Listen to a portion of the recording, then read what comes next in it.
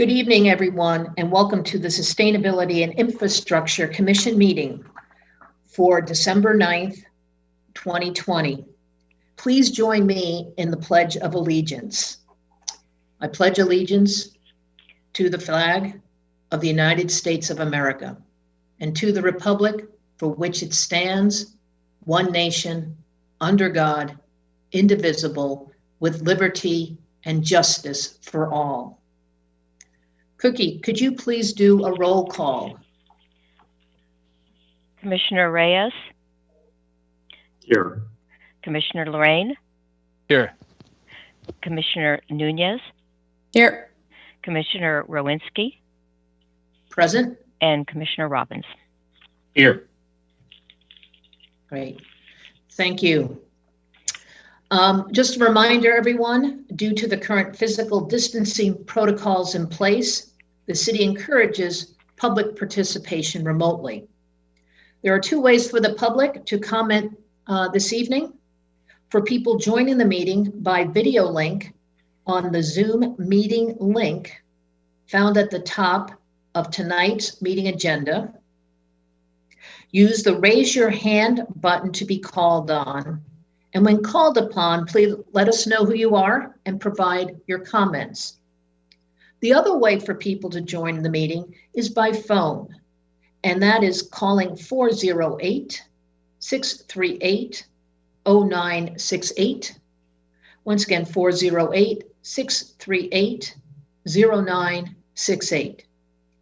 Enter conference ID number 878-3979 0152 878 3976 0152. Let me repeat that, 878 3976 0152, and a password 032213 032213.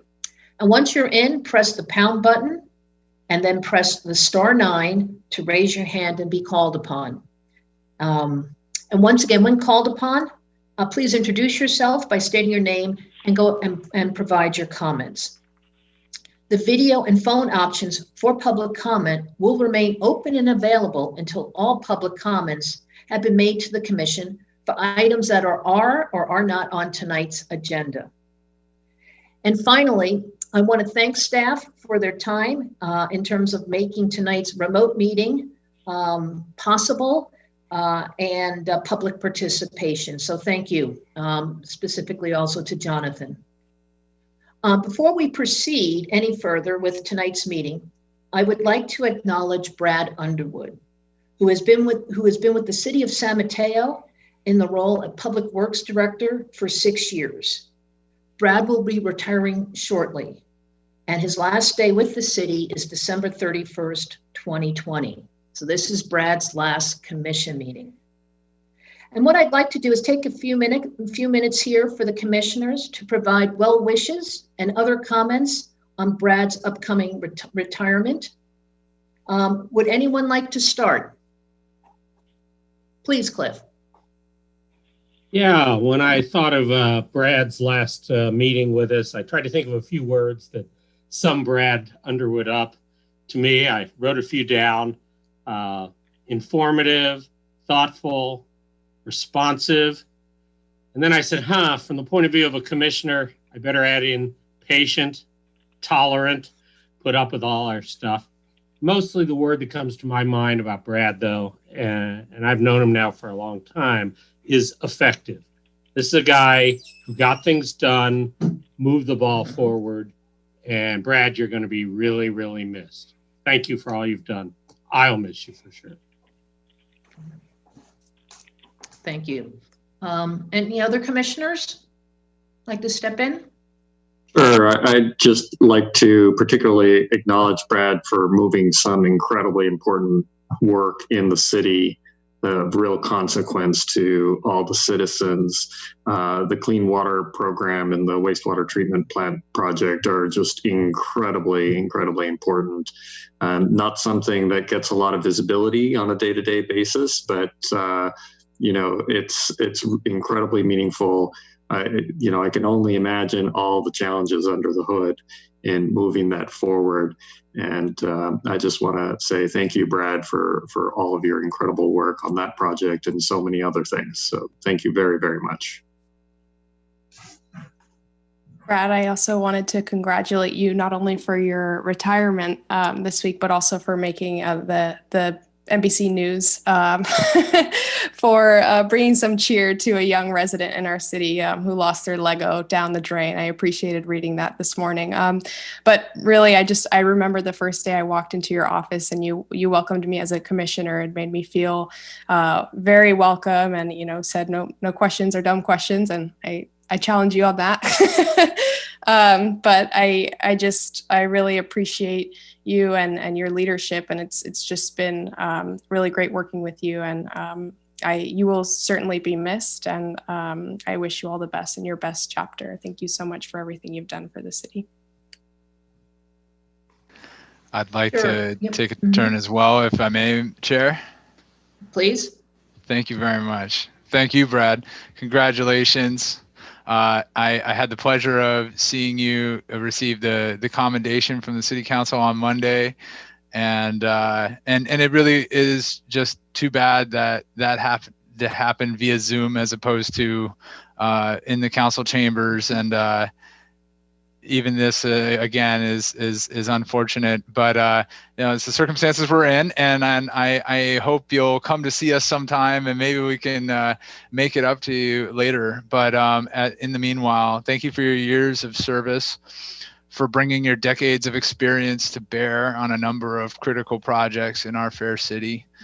And on a personal note, for being a nice guy who always encouraged my interest in public works. It's helpful, I feel, when our public servants can serve as de facto city ambassadors to answer questions the public has inside and outside of meetings, and help residents dig into what we're working on. You've always done that for me when I was a commissioner and when I was just a random guy coming to meetings and asking questions. And when I was sick, you always acknowledged me when you saw me around and shook my hand, and I just really appreciate it. So thank you very much, Brad, and I wish you the best in your next chapter ahead. Great, thank you. I'll wrap up here. As a resident of the city for 22 years and having worked with Brad for 5 years as a commissioner, I want to thank you for all of your work. You inherited a department.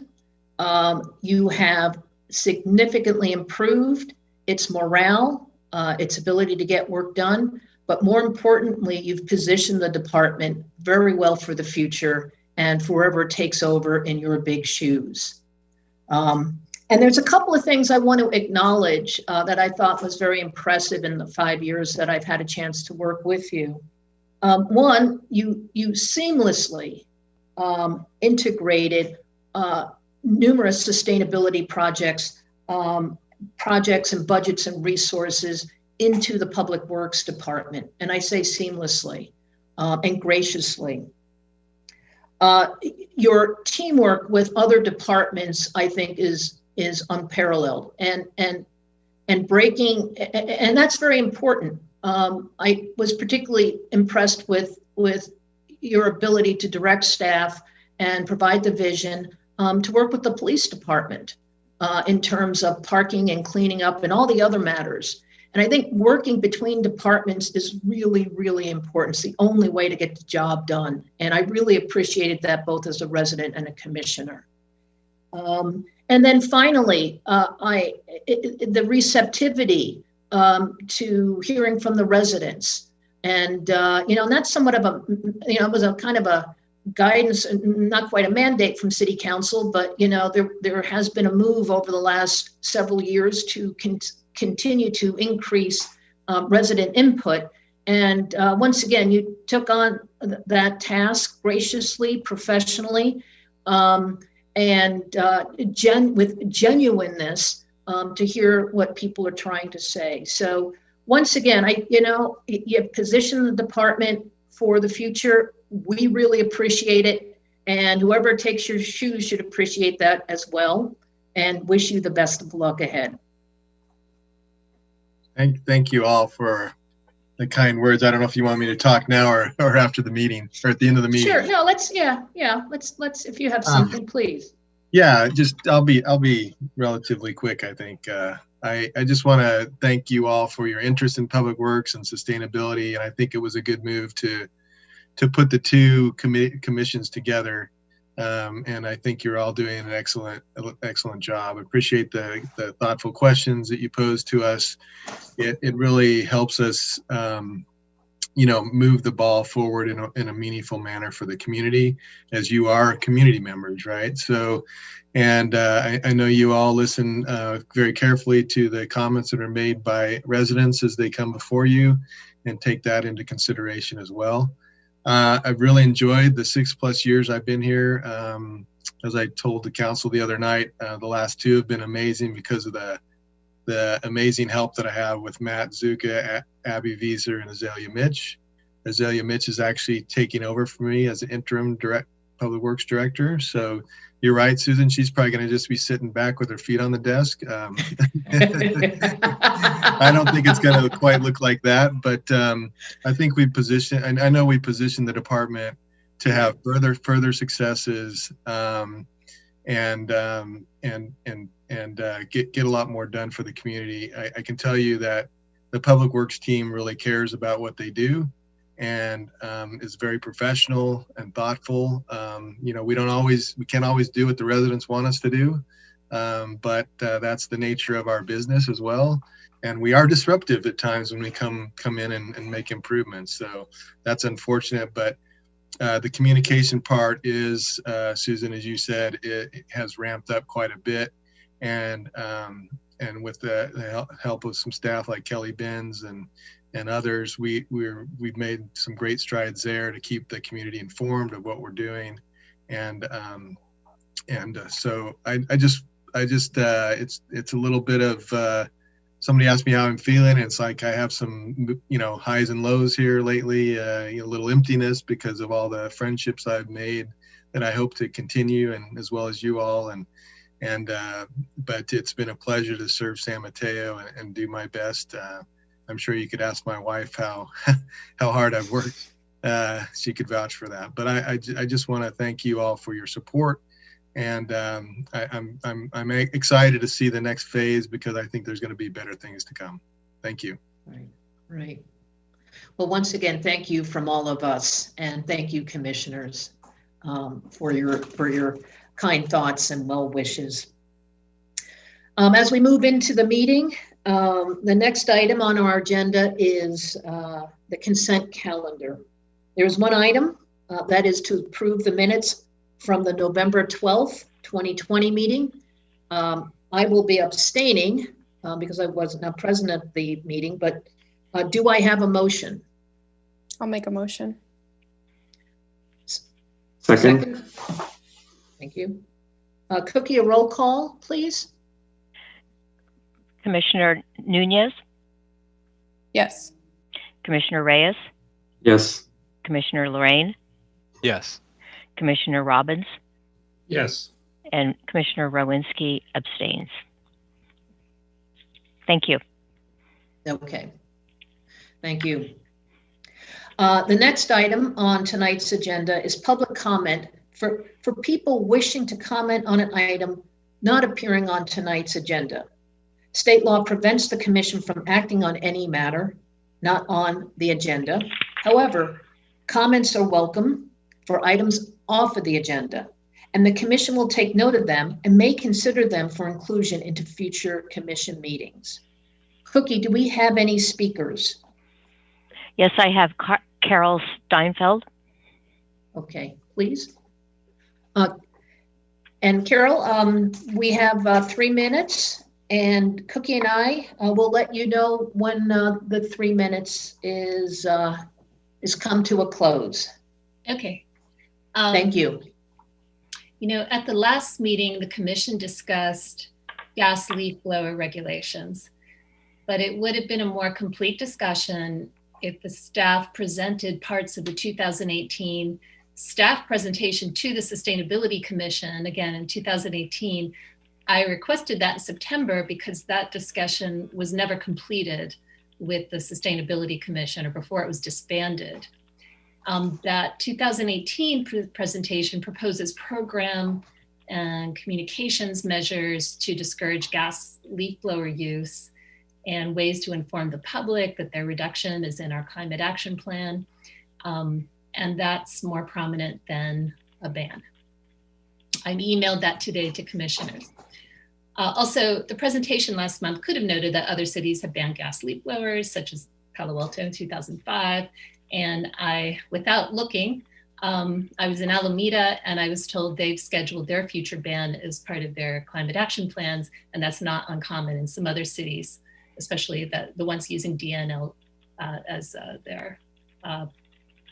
their consultant. So I hope we can continue the gas leaf blower discussion, at least as it relates to these non-ban measures, since some commissioners think the topic of ban is a political hot potato based on what happened 10 years ago. But I think that some of the communications measures, which are very like other things the sustainability analyst does, are low risk and could be effective. And then secondly, briefly, Cal Water has to conduct public input on its urban water management plan. I emailed you about that. It submits it to the CPUC in July. And the easiest way to do that, to get public input, is to present it to you in City Council. And I want to remind you that Cal Water via BOSCA is still suing the state over the Bay Delta plan because it doesn't want to adhere to the state's scientists' findings about how much water can and can't be taken from the Sierras without harming the Delta ecosystem and the salmon industry. So I don't feel that that is well known in the service area, and we could bring that up at that time. Thanks. Okay, thank you, Carol. I'll just make a quick note, then we'll move on. In terms of what we'll call, you brought up non-banning strategies or actions. My understanding is that may be talked about, that will be brought back to the commission sometime next year. So stay tuned on that. And Cookie, any more speakers, or is it just, do we have, it was Carol? I have two more speakers. Okay. Marvea Godfrey. Okay. Mark? Marvea. Marvea? I'm sorry if I'm mispronouncing your name.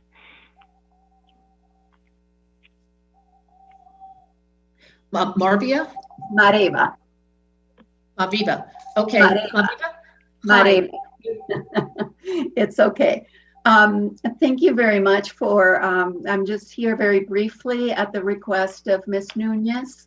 I spoke to her this morning, and I am part of a committee called the Laguna Vista Marina Lagoon Committee. And we are a group of 5 residents that live along Marina Lagoon. And we represent the interest of the residents, particularly along the south end of the lagoon, which is the end that is really, really affected. So I just wanted to, I know that you have documentation and presentations that are going to be done tonight, but she thought it might be good to just do a very brief update so that you are aware that, you know, the issues continue. Although we were all pleased that this past summer, the algae bloom was better contained. I think a lot of that had to do with we didn't have as many hot days, and also that when the waters were raised, there was a greater capacity added, and that had to do with some work that had to be done in the winter time, and the fact that the raising of the water this year was later than usual because of some problems with the dock owners and maintenance and some problems that they had with the machinery that helps them do all of that. So, so we had less of that. We have had the first drop of water November 1st, and a good chunk of the south end of the lagoon is without water entirely. And now in December 1st, we've had the second drop, and we are now further without water. by the time the drop, the next 2 drops happen, Marina Lagoon at the south end will be without water almost to the Hillsdale Bridge that connects San Mateo and Foster City. And that's approximately a mile from the south gate that brings in O'Neill Slough water. So the sedimentation, the silt deposits continue.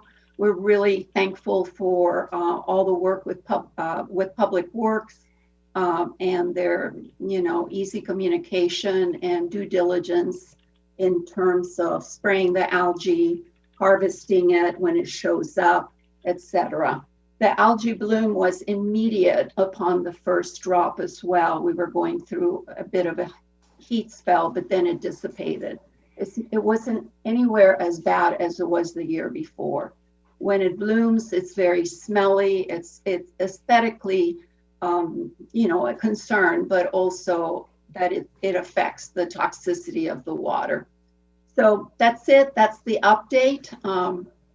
We know that there's a funding study that will be reported, I believe, January 22nd to City Council, and we'll see then what is happening, particularly during this unprecedented times when there's so many other priorities also on everybody's plate. So thank you very much for listening, and thank you for your good work. Thank you, Marvina. Mariva. Marviva. That's okay. Marviva. The next speaker is Pam. Okay. Pam, you'll have 3 minutes, and we welcome your comments. Thank you. My name is Pam Riddlemeyer. I've been a resident of San Mateo for about 4 or 5 years at this point. Moving here from San Francisco, where I was a resident for about 4 or 5 years, and before that, Oakland, Los Angeles, and all over the world before that. So I'm here to express my disappointment, actually, when I heard that the leaf blower ban was pushed aside last month, and now I've just heard that it's been pushed aside for another year or so. That's extremely disappointing to me. That's what I'm going to speak about today. I am somebody who's worked from home several days a week for the past 4 years since I've lived here, and the noise from my window has been quite disruptive over the years. And now that we are in this COVID-19 situation where we're all stuck at home,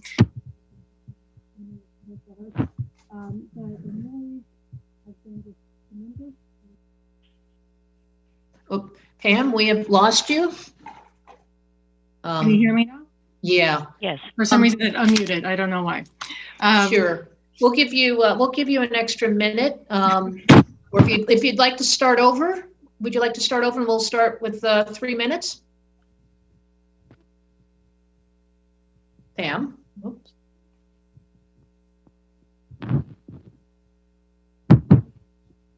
Hello, Pam. She is not muted, according to this. Yeah.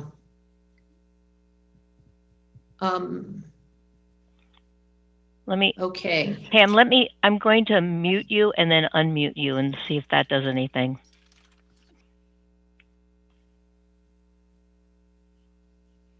Okay, I see her muted.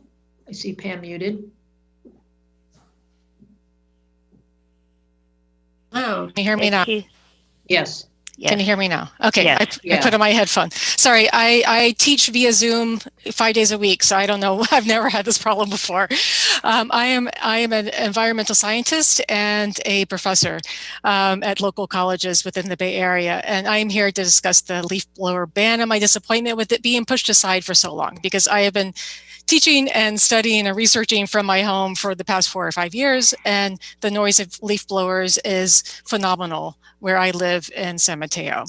I don't know where you live, but where I live, houses are fairly close to each other with about 10 to maybe 20 meters in between. A recent study, a master's thesis in public health from San Diego University in 2019, found that large particulate matters from leaf blowers travel as far as 75 meters if you live in my neighborhood, that's about 4 or 5 houses down the lane there. And when I'm out walking now during this COVID-19 situation, it is extremely upsetting to be able to hear leaf blowers almost every block, and 75 meters is a very short distance between leaf blowers that I'm hearing. So there are many points that I can make about the negatives about leaf blowers. One of them is the large particulate matter traveling up to 75 meters, small particulate matter traveling up to 55 meters. Yes, it is temporary. It dissipates over a matter of maybe 15, 30 minutes, but nonetheless, during this COVID-19 situation, a lot of people in my neighborhood are out walking every day, and we are subjected to this. So some cities I know have done executive orders where they have done an emergency ban on leaf blowers during COVID-19, and it's really upsetting for me to hear that this commission is now pushing it aside even longer than that. So yeah, I've heard a lot of my neighbors complain, especially during COVID-19 while we're all trying to work at home, that these leaf blowers are extremely distracting because of the noise and the pollution. And other than that, I've heard other people say, well, maybe raking has a lot of repetitive use injuries. Well, there was a study in 2019 that showed that the hand vibrations of leaf blowers are extremely damaging to the workers. So from the workers' point of view, it's almost a social justice issue that we're doing damage to the workers to continue to force them to use these leaf blowers. And other than that, I'm mostly an environmental scientist, so I'll talk about the ecosystem side of it. The ecosystem is the leaf litter on the ground. Some amount of it is extremely important to the ecosystem. This ecosystem is where birds forage, is where the soil is replenished. The leaf litter retains moisture. It regulates temperature. It provides shelter for insects that are vital to our ecosystem, which is part of our public health system as well. And this includes the insects that thrive in this leaf litter include the things that we really like to see, like the butterflies. So destroying this by blowing the leaf litter with a leaf blower, which this propulsion kills the insects, is extremely damaging. And I just hate to see that this keeps being pushed aside by this commission for years and years on end. Okay, thank you, Pam. We just have about 15 seconds left. Is there anything else in addition you'd like to share with us? Well, I believe that this, I know that instituting a ban, the implementation of it, the enforcement of it will be extremely difficult, but I believe that some sort of public education needs to be a big part of this. So and then also the environmental policy side of me knows that just education by itself is probably not sufficient, that we do need regulation, but I think maybe a first step would be education. And it's just really upsetting that this keeps getting pushed aside by this commission. Sure. Okay, great. Thank you. My sense is we have not heard the last of this in terms of leaf blowers, but thank you, Pam, for your comments and taking the time to speak with us. And on that note, we will need to move to our next agenda item. Well, let me ask you, actually, Cookie, are there any more speakers? Yes, there's one more speaker, Christy Egglesar. Okay, great. Christy? Hi, yes, well, this is Christy Egglesar. Are you able to hear me? Yes, okay, Christy. Great. Yeah, thank you so much. Yeah, and you'll have, just so you know, we'll give you, there's 3 minutes allotted, and Cookie and myself will let you know when the 3 minutes are up. Okay, great. Okay? Thank you so much. Thank you. Alrighty. So first I wanted to second what others had mentioned about a campaign about leaf blowers. I think that's a great idea. And I second the idea of leave the leaves, for the insects and birds and all of that. I think that's going in that direction for education is a really good idea. And I also wanted to add my congratulations to Brad Underwood on his upcoming retirement, and thank you for your service. And I wanted to commend the city and public works specifically for using quick build solutions during the pandemic to make the streets safer to walk and bike, including converting crosswalk signals to be automatic in many locations, converting parking into outdoor dining space, and creating slow streets. And for the coming year, I would like to see the city continue to prioritize identifying and implementing quick build solutions for infrastructure projects. One such proposal I mentioned at the November City Council meeting was for the city to request that Caltrans switch the signals to be automatic along El Camino Real between 2nd and 9th Avenues. During that November council meeting, city staff laid out the data and also the systems that they're using for tracking collisions in the city. And one of the things the data showed is that El Camino Real is a hotspot for collisions. And at the upcoming January City Council meeting, Public Works and the police department again and the communication staff will again provide an update on that data and the systems. And I just wanted to say that I think these kinds of quick build solutions that the city has been undertaking will help us get closer to achieving Vision Zero as soon as possible, and they save money in the process. And their temporary nature allows us to evaluate and make tweaks before the permanent infrastructure changes take place. And so I would like for the Sustainability and Infrastructure Commission to follow up on the January City Council collision data update and look at ways of focusing on quick build solutions in the coming months.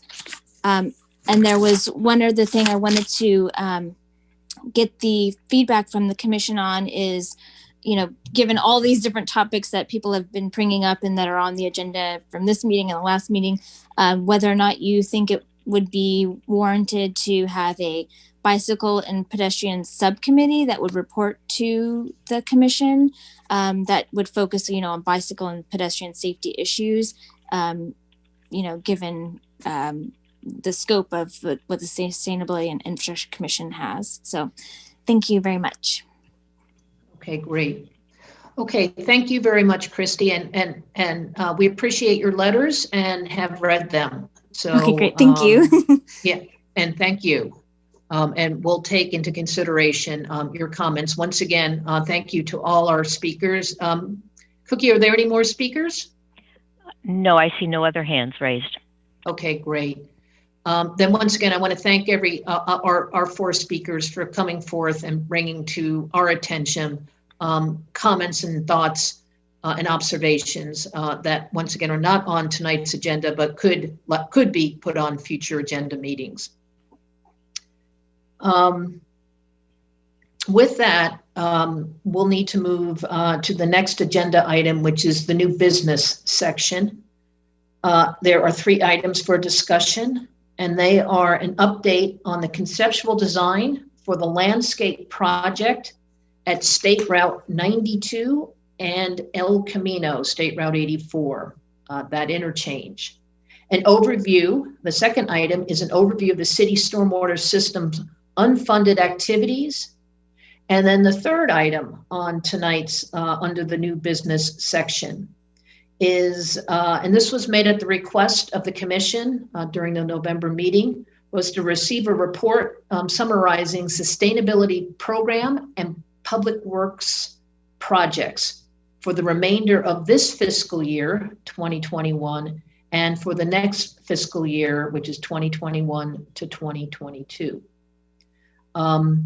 There are no items on tonight's agenda, which will require a roll call vote by the commission.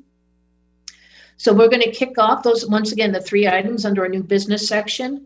And so we'll start with a presentation of the 9282 landscape project. And this presentation will also include some discussion on the landscape screen for the Hayward Park neighborhood sound wall. The presentation will be made by Kathy Zammit, and one of our outstanding engineering managers, and Jana Cadez, who is an assistant engineer. So following Kathy and Jana's presentation will be questions from the commission, and then we'll go back to the public who can make comments, once again, by video or phone. And once all public comments have been heard, I will bring the discussion back to commission for their final comments and feedback to Kathy and Jana. So Kathy, Jana, I'll leave this, your presentation. I'll leave this to you.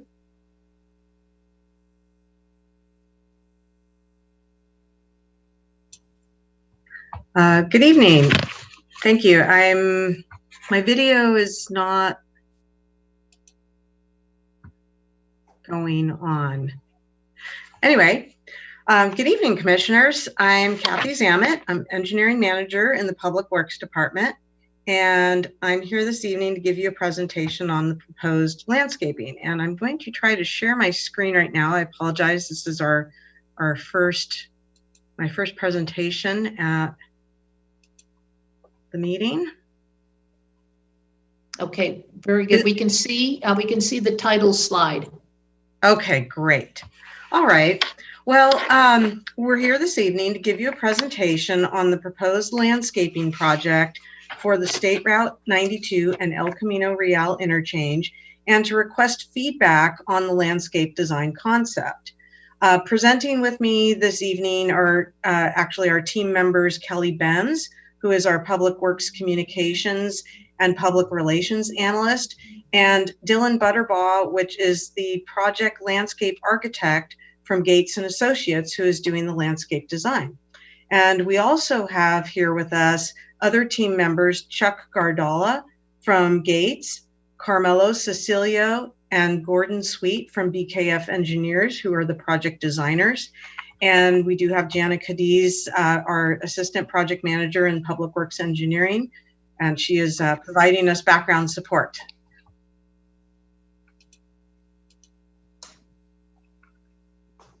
So this evening, we will be covering these topics in the presentation. I'd like to give a brief orientation of the project location and history, the public outreach plan and activities to date, including a recent online public survey, and a summary of the design criteria and constraints which are applicable to this project. We will review the survey questions and the responses received to date from the public, and we will present the resulting proposed landscape design concept. After reviewing the project schedule, we will then invite the commissioners and public to provide comments and input on landscape preferences. And I would like to just emphasize that the landscape design concept we're presenting this evening is based on outreach and feedback received to date, both from the public and Caltrans, and it's not yet final. Our purpose tonight is to obtain additional feedback and comments and provide an opportunity for people to ask questions in this interactive setting. The team is progressing with the design as we receive input, and the goal is to present a final landscape concept at the City Council meeting in January in order to finish the design and advertise for construction in fall of 2021. So the project is located at the interchange of State Route 92 and State Route 82, which is also known as El Camino Real, and it is in the middle of San Mateo and serves as a gateway to our community. In 2018, the interchange ramps were reconfigured to improve traffic operations, reduce congestion, and improve pedestrian and bicycle safety along El Camino. The second phase of this project will complete the landscape restoration for the areas disturbed by the roadway work, which is all within the state-owned highway right-of-way. And as such, the landscape design must meet state requirements and criteria because Caltrans will be responsible for landscape maintenance after the new plants and trees are established. But in addition, the city is proposing landscape improvements to provide visual screening of the sound wall in the northeast quadrant, which is facing the neighborhood in the vicinity of Ivy Street and 18th Avenue. These improvements and the street trees along El Camino will be maintained by the city. And now I'd like to turn this over to Kelly to walk us through the public outreach process. Thank you, Kathy, and hello, commissioners. Can you hear me okay? Yes. Wonderful. So yeah, as Kathy explained, we wanted to get the word out that we wanted to hear from the community what their preferences would be when it came to some of the questions that we had. So we created a survey. We posted it on our survey platform, Speak Up San Mateo, and we promoted it through all of our available social media channels, including our city e-newsletter. We launched the survey on September 14th, promoted it on all the channels that we could. And again, we did a reminder that the survey was closing on October 9th. The survey was open for a month. Kathy, could you click the next? Perfect, thank you. So the results that we got, we had about 230 odd people that visited the survey and 173 people that took the survey. For a project like this, 173 responses is we were quite pleased with it. And once we collected all the information that we got from the residents on their preferences, that gave us the material to create a web page, which we did on, and it'll be on the next slide. We used all the information that we learned from the public to build this web page. And the web page broke down how we had, what we had heard from the community, what their preferences were. Once that web page was live, we also printed a postcard and we distributed it to the community in that area that you see in the blue line. We let that community know that this meeting was happening tonight and that there was still an opportunity to have feedback, and we gave them a link to the web page. One of the questions that we had in the survey, we asked the participants of the survey if they could self-identify what neighborhood they were from. And from that information, we knew that most of the people that took the survey were close by. Next slide, please, Kathy. But our Google Analytics allow us to see exactly who's coming to our website. And we know from taking a glance at our website just this month alone, that most of the people are coming to the website from direct, which means that they're copying the link from somewhere and entering it into a browser. So we think our postcard was pretty successful in getting out to the community. The other good news that we saw from the analytics was that the majority of the people visiting the site are actually from San Mateo. So we know that we're reaching our local audience. That gave us all the information we needed to know about how the webpage is performing. And the webpage will stay up and continue to be a source of information for us as we go through the many different stages that we need to go through. And now I believe I'm handing it over to Dylan. Okay, thank you, Kelly. Good evening, everyone. Can you hear me? Yes. Okay, perfect. My video is also disabled, but I'll continue. In addition to reaching out to the community, we also have been in close coordination with Caltrans because, as Kathy mentioned, most of the landscape in the interchange portion is going to be in state right away, and therefore will be Caltrans who has ultimate jurisdiction over that project and future maintenance. So with that said, we'll have to meet all of Caltrans design requirements, facilitating highway safety, future maintenance, and sustainability goals such as minimizing water use, minimizing soil erosion, maintaining soil moisture, etc. We'll handle this by choosing tree and shrub species that Caltrans will approve, the spacing of the plants, the locations, and the heights will prevent visibility issues for drivers and pedestrians, promote safety, facilitate maintenance by not having too much plant material on top of each other, and ultimately they need to be able to thrive on low or no water in the event of a drought. So the way this project's going to work is the installing landscape contractor, once it's installed, will be maintaining all of the planting and irrigation for a 3-year plant establishment period. At the end of that time, it'll be handed over to Caltrans, who will then take ownership, and typically they shut off the irrigation. So the intent is all of the material needs to be able to survive that transition. Go to the next slide, please, Kathy. So with our coordination with Caltrans, we were able to determine where the flexibility was in their design guidelines, and then we use that to decide what options we could present to the public. And I'd like to briefly discuss the questions we asked and the responses. So we started simple, just asked if people prefer a concept that has colorful flowering plants, simple greenery, and we got a unanimous response that people prefer colorful flowering, with the caveat that there was many written comments requesting a low maintenance design, not overdoing it, so that it could be maintained by Caltrans and the city going forward. So we then also proposed a few street tree options for respondents to choose from: the London plane tree, coast live oak, frontier elm, and Japanese zelkova. Which would people like to be along El Camino Real? And what we learned is people preferred the coast live oak, with London plane tree following closely behind.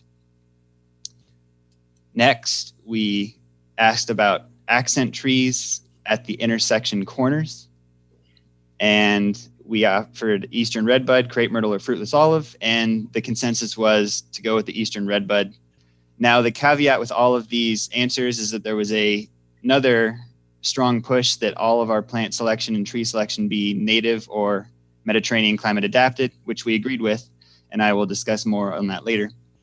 And the final survey question related to the Hayward Park sound wall, the portion at the cul-de-sac and extending out to El Camino Real. So we gave respondents the option between columnar evergreen shrubs with a evergreen vine for option A, or large columnar trees and a low maintenance vine. And the response was that overall people narrowly preferred option B, to have a larger, more robust screen tree. When we dug into the data, though, we noticed that the local residents of that neighborhood unanimously preferred option B. So having a larger tree and a vine to keep the wall screened and attractive. So overall, the key comments we received from the public were: utilize California native drought tolerant planting, minimize the planting design to avoid hazards, trespass, maintain visibility for drivers. That was one of the most important comments. So people want to be able to see to avoid any hazards. And finally, have a budget for maintenance ongoing. I just want to reiterate that portions of the project will be maintained by the city, but for the most part, it'll be Caltrans jurisdiction. So taking all of that feedback that we received during the survey from the community and from Caltrans, we've arrived at our proposed concept that is still in flux. But overall, the goal is to have an attractive, mature landscape that provides ecosystem services, habitat, biodiversity, and we achieve that by maintaining all existing trees on site. We are going to limb them up so that we can facilitate maintenance and increase visibility. There's going to be 2 species of native oak trees in natural layouts in all 4 quadrants. And then there's going to be drifts of evergreen ground covers throughout at a highway scale, with large specimen shrubs to add punches of color and provide additional habitat opportunities. And then in each of the quadrants, there's going to be decorative cobble snaking its way through, mimicking the on-ramps. So finally, the street trees along El Camino Real are going to be there in conjunction with, at the corners, the accent planting to create a gateway for cars who enter off SR 92 or anyone traveling along El Camino Real. It will communicate with the other planting and landscape work along El Camino Real and just create a nice entry into San Mateo. So you'll notice that the trees that we have proposed are different from those that were the consensus in the community outreach. And that is because we took the feedback to make them all native. And so we chose species that were in the same family, but were the native varieties to California. So the screen tree along the Hayward Park sound wall is going to be California incense cedar, which is a large columnar tree, which has much less leaf drop than the redwood tree and performs much better with recycled water. At the corners, the accent tree is going to be the western redbud instead of the eastern. It's a little smaller, but overall it's similar tree, provides more for local pollinators. And the interchange trees will be coast live oak and valley oak, which mimic the trees along the existing highway corridor. And finally, the street tree will be the native California sycamore, which is an attractive street tree. It can handle the size of the tree cutouts that exists, and it'll have nice fall color that will be seasonal. So the next, we've chosen 4 large specimen shrubs to give punches of color. These are all natives, drought tolerant: the Dr. Hurd manzanita, ceanothus, smokebush, and toyon. The grasses and perennials are still in flux, but the intent is at the corners to provide some California natives that Caltrans will approve, that will be low maintenance and provide that biodiversity that people were looking for and that punch of color to provide the gateway along El Camino Real. And finally, we have the evergreen ground covers, 4 species of native ground covers that will provide slope stabilization, minimize soil erosion, and these will be the brunt of planting in the interchange to minimize maintenance. So finally, I would just like to go over some perspective views to give everyone a sense of what we're proposing here. So this is a view coming along eastbound State Route 92, where you can see, this is probably about 5 years in, you can see the various species of ground covers with decorative cobble interspersed. Then you have your specimen shrubs. But what I really want to point out here is that we're taking account cars entering on that on-ramp will be able to see oncoming traffic. Next, we'll move to a view off El Camino Real to show what the gateway would look like. And you can see how the combination of those street trees with the corner accent as you're coming along El Camino Real provides a nice experience for roadway users and pedestrians. And then the remaining landscape in the interchange will just be a nice evergreen backdrop. And finally, I would like to take a look at Hayward Park sound wall. So this is where we're at with the sound wall. It's going to utilize Ficus pumila as a vine on the sound wall, which is not native, but we've utilized it on many highway projects, and it's just overall a really hardy vine, low maintenance, neat and tidy. And I think that's what people are looking for that segment of wall. And then you can see the California incense cedar will get much larger than this over time, but will provide a nice screen and attractive evergreen landscape at the wall. So with that, I'd like to hand it back over to Kathy. Thank you, Dylan. Can you hear me? Yes. Yes. Okay. Yes. Thank you. So the next steps for this project after receiving feedback this evening are to refine the design concept further and present a final landscape proposal at the City Council study session on January 19th.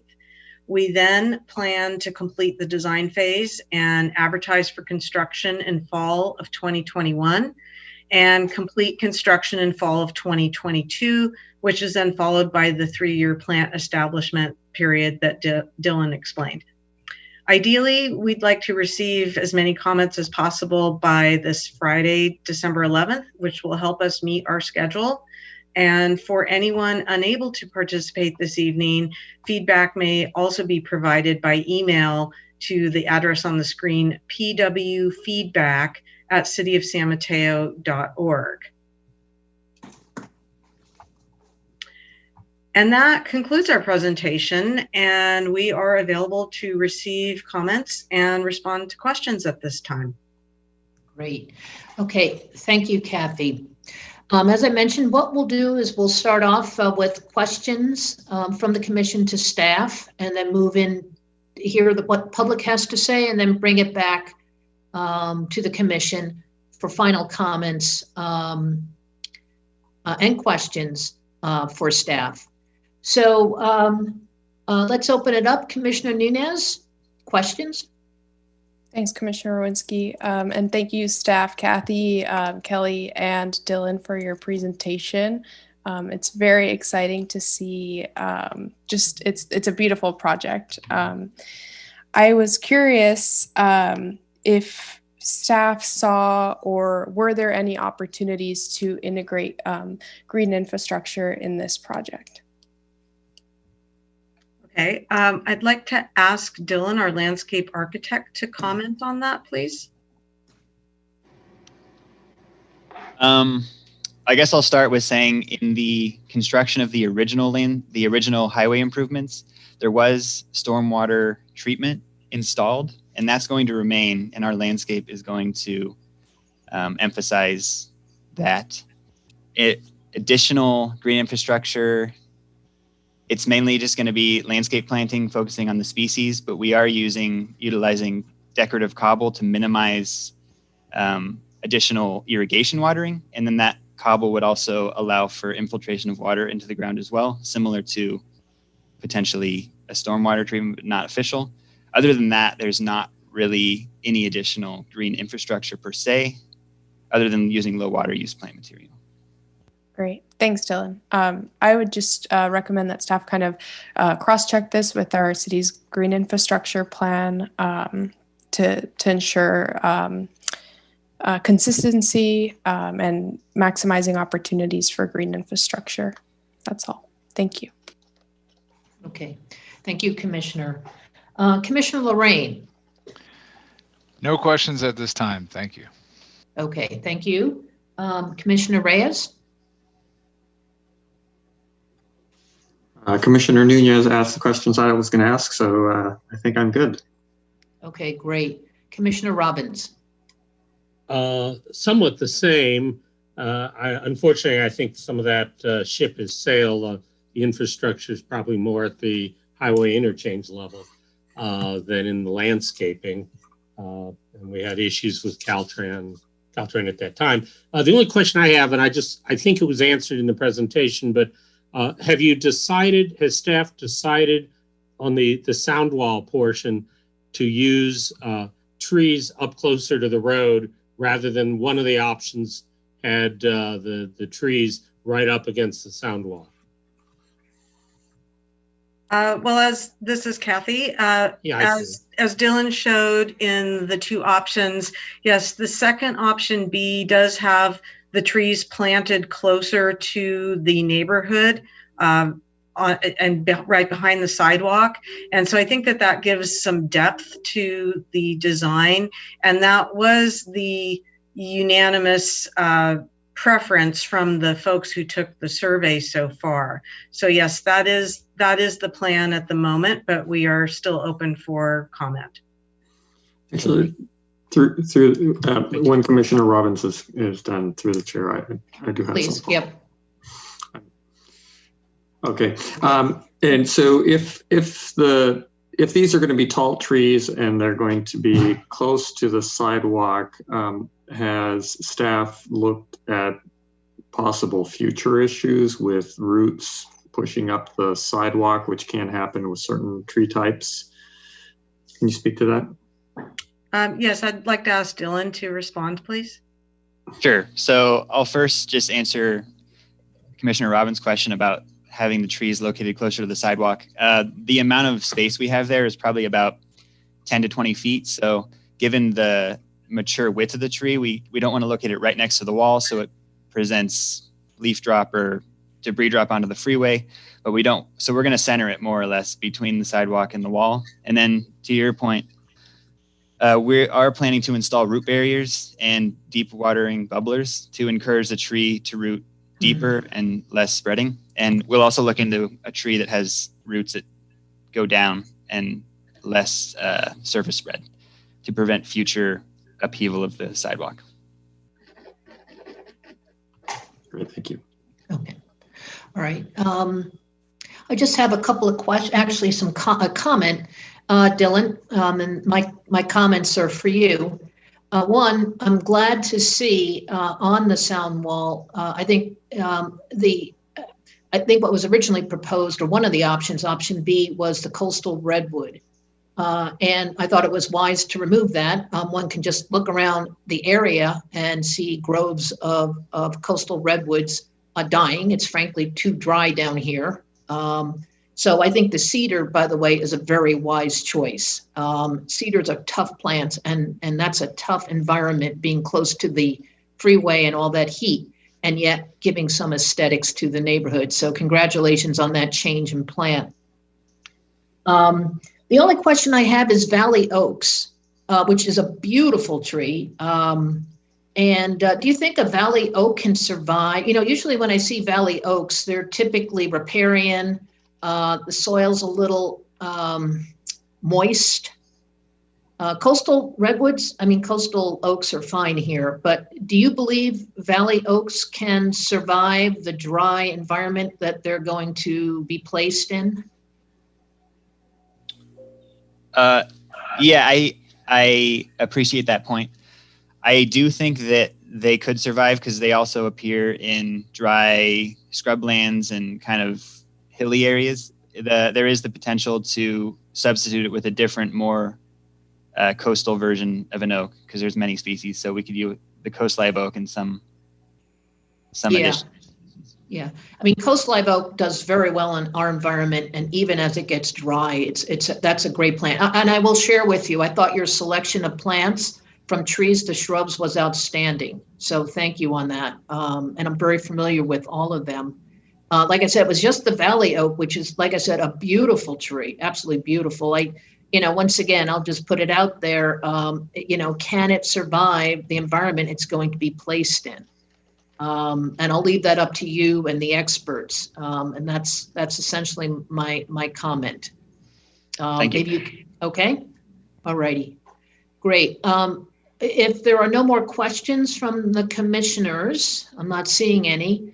Let's reach out to the public for comment. Cookie, do we have some public speakers, some residents? I do not see any hands raised. Okay, all righty. All right, then with no comments from the public, no hands raised, I guess at this point, let's bring it back to the commission. Commissioners, do you have any final comments or questions before we wrap up this item? Yes, Commissioner Robbins, please. Yeah, just actually the reason for my question on the sound wall, and I appreciate the answer, was one of the examples was more aesthetic than worrying about the root issues. If you've got those trees shoved up against the sound wall, it's a draw to the sound wall instead of a shield or screen for the sound wall. But anyway, thank you on that. And good work. That's all I can say is that intersection pre-COVID, I went through it all the time, can use the upgrade, and it looks like it'll be a job well done. So thanks. That's it. Great. Any other final comments? Otherwise, we'll wrap this up. Just a quick comment. Sure, oh, please. Sorry. This is really gorgeous work, and this is one of the gateways to the city. I'm frankly really excited to see this all happen. I particularly want to applaud the use of permeable surfaces and native plants, and obviously the visibility, as was noted, being the principal issue. But these are other really important features, and I'm super excited to see this come to fruition. Thank you for all your great work on it. Great. Okay. I would concur, Chair, if I may. Please. And just add that some kudos to the San Mateo residents who contributed to the survey and came up with what seemed to be good, environmentally friendly, responsible choices that still look nice. So thank you very much. I feel like I don't necessarily have to add much because the consensus seems to be trending in the right direction. So I appreciate the work everyone's done. And it's really nice to see the concepting as well. So I appreciate the presentation. Great. I'll just add, Chair Owinski, that I'm also very excited about this project. It's beautiful. Again, I'll just kind of underscore the point I made earlier with making sure to kind of cross-check with the green infrastructure plan. And also just extremely impressed with the community feedback done in this effort and in community engagement. I also know just the collaboration with Caltrans and the Transportation Authority in the city. It's really great work. I know that these transportation these collaborations can be sometimes tricky. One thing I'll note with the Speak Up San Mateo platform, sometimes I have problems accessing it with the, sometimes you have to have an email to log into it. So I'll just note that may explain some of the numbers between the, 174 and the 230, I think that I saw. So might be something to consider for staff to maybe explore SurveyMonkey or other survey platforms just to make it a little bit more accessible for folks, especially if they don't have an email or anything like that, or if they're not signed up through Speak Up San Mateo. And I hope that anybody who is interested in this giving feedback to this project, there's still time available. So please weigh in if you're interested. And thanks so much for the work on this. Okay, great. Okay, well, Kathy, great job, and thank you to you and your team, Dylan and other staff members who I know are there to support you this evening. But thank you for your time and your interest in receiving feedback from the commission. Commissioner Wierenski. Please, yep. Yeah, I just want to chime in here. This is one of the items that I really begged Kathy to bring before you before I left, because this is a feel-good item, and I appreciate all your comments and compliments, because this team has really worked hard to make really what I hope will look for a great interchange for years to come. And one of the things that was important to me when they got started, and I instructed them on, is the maintenance efforts that it will require going forward, because as we know, we've been by many Caltrans interchanges that have had landscaping that, 3 or 4 years later look terrible. So I think this is going to be different, and that was their charge, and they've done an amazing job. So I want to thank Kathy and her team, and the outreach has been amazing as well. So thank you for your compliments and your input tonight. Yeah. And thank you, Brad. Yeah, like I said, great job, super plan selection, and the sustainable, not only to be sustainable, but to be able to thrive in what's going to be a very tough environment moving forward. Frankly, I wish all our gateways into the city looked as nice as this one. I really have to say that. And Kathy, maybe we can put on your agenda is the Hillsdale Boulevard gateway into the city. Let's talk about that on another next time. But once again, thanks everyone. We're going to move to the next agenda item, which is an overview of the city stormwater systems, unfunded activities. The objective on this item is for the public and the commission to receive an update from Public Works staff. And staff's presentation will be made by Sarah Scheidt, who is our regulatory compliance manager. Sarah's presentation will be followed by questions from the commission. And then we'll reach out to the public for comments made by video or phone. And then we'll bring back, after the public comment period, we'll bring back the discussion to the commission for final comments and questions. On that note, Sarah, would you like to begin? Yes. Can you hear me okay? Yes. All right. And we can see the presentation. Yep. Okay. Well, thank you for the introduction. I am Sarah Scheidt, Regulatory Compliance Manager with the Department of Public Works. And tonight I'm going to be talking to you about our stormwater system management activities.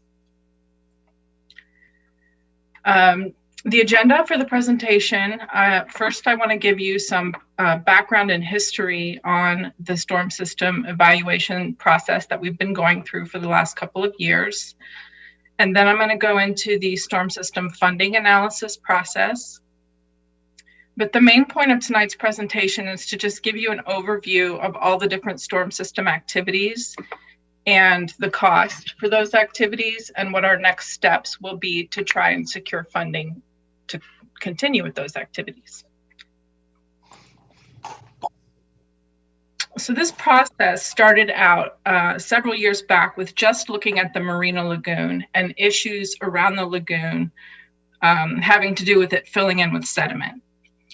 In 2018, we conducted a feasibility study to evaluate the dredging options and their costs. Turned out to be very expensive, and we realized that we had no funding source. So initially, we had planned to just follow up by conducting a funding analysis for dredging only. But we realized that there were other storm system activities and projects that were also important with no funding source. And this evolved into the comprehensive storm system evaluation that we'll talk about today, consisting of a needs assessment and an evaluation of the funding options for all storm system activities. Sarah, just a moment. Through the chair, I'm not sure if the other commissioners are noticing this, but I think we are not able to see the complete slide due to something maybe being in the way. Yep. How about now? No. That's a little better. Nope. Now we have a small bar. I think it's something to do with Yeah, how there you're we sharing go, your screen. Sarah. That's better. Thank you. It works. Yeah. Okay, I had to hide the control bar. I didn't really do that before, sorry. Okay, so we're good now? Yes, thank you. Okay. So the storm system evaluation process starts with understanding our current programs and activities and also the future needs. Today, I'm going to present an overview of what we do and talk a little bit about the current and future costs. We won't be talking about specific funding options today. Then in early next year, in 2021, we'll come back to this commission to present the draft funding analysis. It's a report. It'll have more detailed costs and provide detailed options for funding the various programs.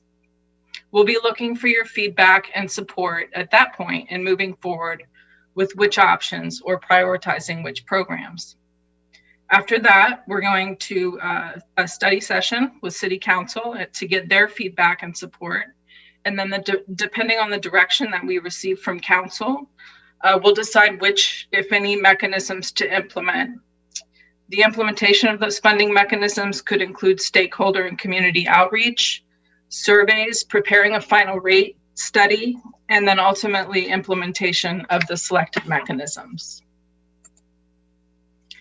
So as I mentioned today, I'm just going to talk about the storm system activities, what we do and why it's important. We'll talk about infrastructure operations and maintenance, a little bit about the municipal stormwater permit, a lot about the Marina Lagoon.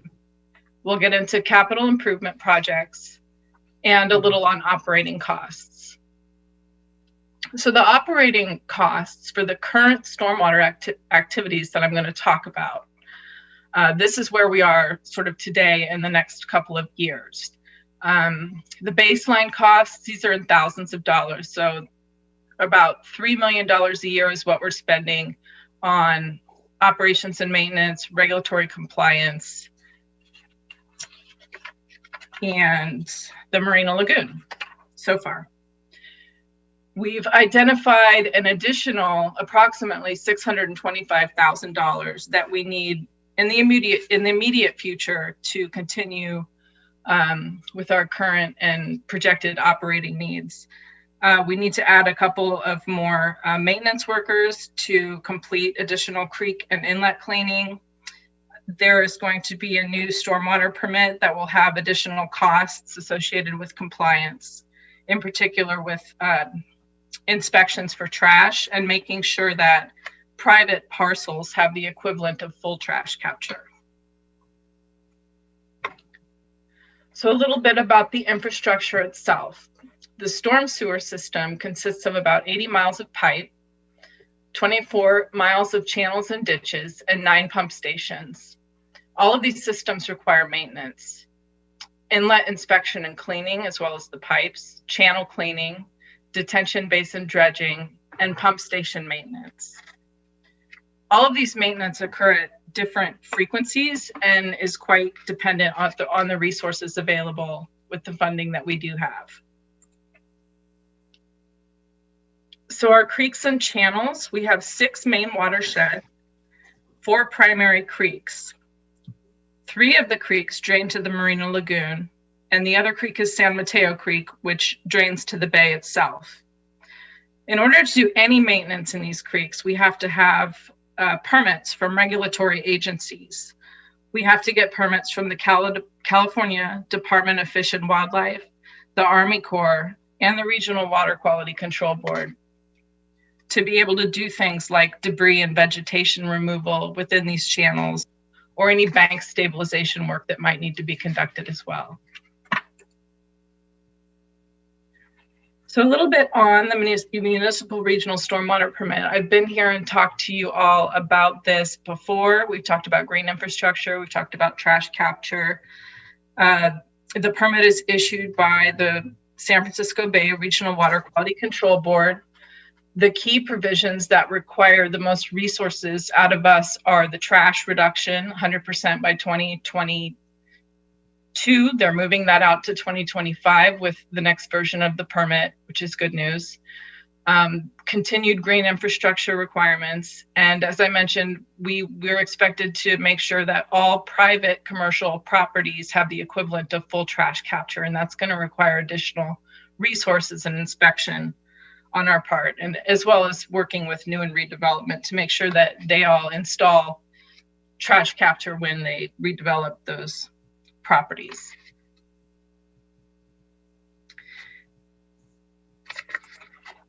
Okay, so let's talk about the Marina Lagoon. The Marina Lagoon is a 4.5-mile stretch of water from the southern end where it comes in at the O'Neill Slough all the way up to the northern end where we have our Marina Lagoon pump station. It contains about 800 acre-feet of water. The levels are seasonally controlled by inlet gates and pump stations. Lots of recreation happens on the lagoon. We have boating, swimming, beaches, walking trails, and parks. We also have about more than 300 residents that live directly on the lagoon. Many of them have private docks, which we also have to regulate the construction of those docks. Lots of different maintenance activities occur on the lagoon, primarily the vegetation management and harvesting, the management of dock construction and repair, beach sand replenishment, and ultimately dredging. All of these activities are governed by regulatory agencies and permits. We have the aquatic pesticides permit, which is an NPDES permit that governs how we can apply chemicals to treat the vegetation. We have a stream bed alteration agreement with California Department of Fish and Wildlife. We have a water quality certification from the Regional Water Quality Control Board, and we have a 404 certification from the Army Corps. All these different permits for the maintenance that we do requires some level of compliance monitoring and annual reporting. This is our Marina Lagoon pump station. It's a really cool video showing the installation of one of the pumps that we rehabbed. There's a total of 5 pumps and 5 engines. Each pump has the capability of pumping 150,000 gallons per minute. And when run simultaneously, we can do 600 gallons per minute. Now the math doesn't quite add up there because we can't run them all at the same time. So usually we can just run 4 or sort of do an intermittent cycle of them.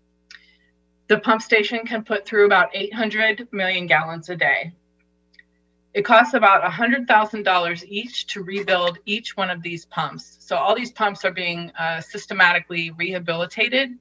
This $100,000 per pump is way cheaper, and I don't have the cost estimate for a new pump, but it's a lot more. This whole pump station is run by advanced control systems, and it's designed for the 100-year storm.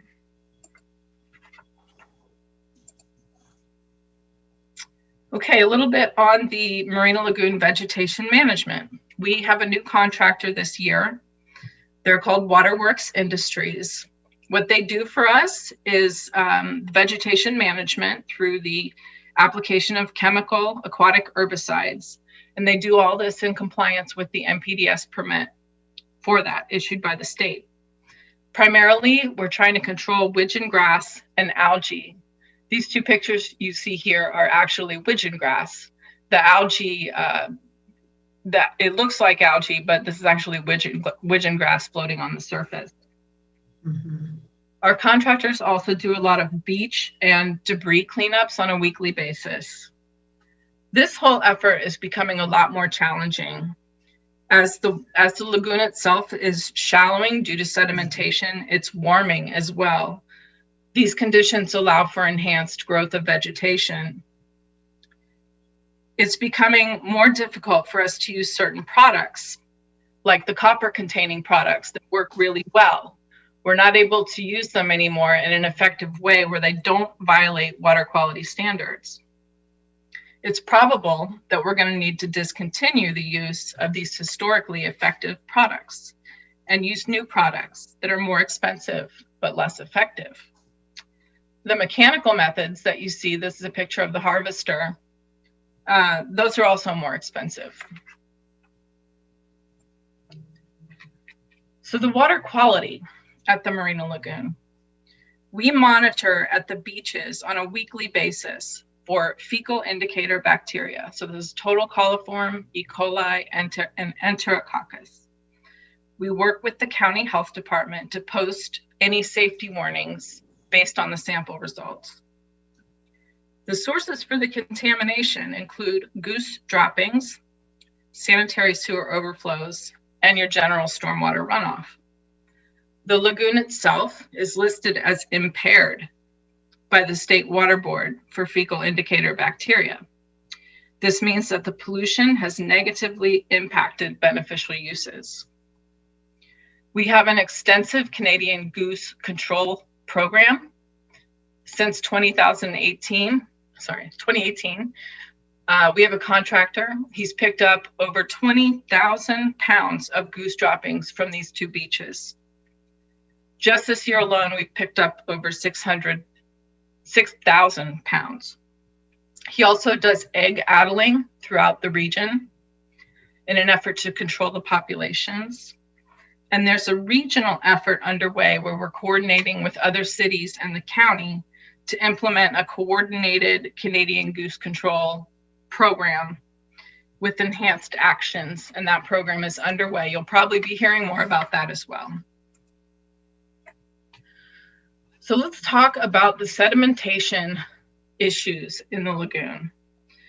The lagoon was converted basically from a natural slough into a flood control basin starting in the early 1950s. We dredged it, built levees and control structures. Since then, it's been gradually filling back in with sediment and creating a more shallow lagoon. The sediment is more pronounced at the south end due to the inlet and Laurel Creek depositing large amounts. And this is what this picture is, the very southernmost end of the lagoon. The sedimentation has contributed to several issues. First is the loss of stormwater storage capacity.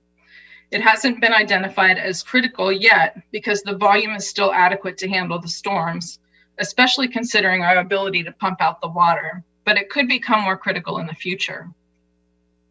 Sedimentation has also contributed to the worsening of water quality due to the shallowing and associated warming of the water that I discussed, which leads to more vegetation growth. And some would say it could also create an environment that sort of lets the bacteria live in that vegetation and harbors it. It's definitely created a perceived eyesore to the many who would prefer to see water instead of exposed mud and dirt at the south end. Most drastically, though, it's affected recreational boating and reduced the area where safe boating can occur. So we did a 2018 dredging assessment where it included a regulatory review to identify what permits would be needed, identification of potential disposal options, some preliminary sediment testing. It identified conceptual level costs for different types of projects and disposal options. and we did an updated hydrographic survey to determine the current sedimentation levels throughout the lagoon. The project options were identified from small scale to large, with the greatest cost factor being the various disposal options. The most expensive project identified was to restore the lagoon to its original capacity and haul the sediment to the appropriate landfill. The disposal options might be limited due to potential pollutants within the sediment and result in a more expensive project. So you can see here that the smaller projects start out at $8.6 million, all the way up to the large project where we're restoring the lagoon to its original capacity, and that tops out at $80 million. The biggest difference in price being where we can put the sediment that we remove from the lagoon, ranging from actually within the lagoon. We could take it to a class 1 landfill or a class 3 landfill or anywhere in between. There's also options for, using it to create wetlands or parks, and, we'll have to do additional studies on the sediment to determine truly where we can put the sediment in the end. So our capital improvement projects for storm systems. Right now, we have $126 million of unfunded projects. A lot of these projects came from the 2004 Storm Drain Master Plan. That plan also contained a capacity assessment, and the projects that came out of it were prioritized based on their potential to flood. We also need to do a condition assessment. That assessment would likely result in a lot more new projects. All of these would be combined into an updated master plan.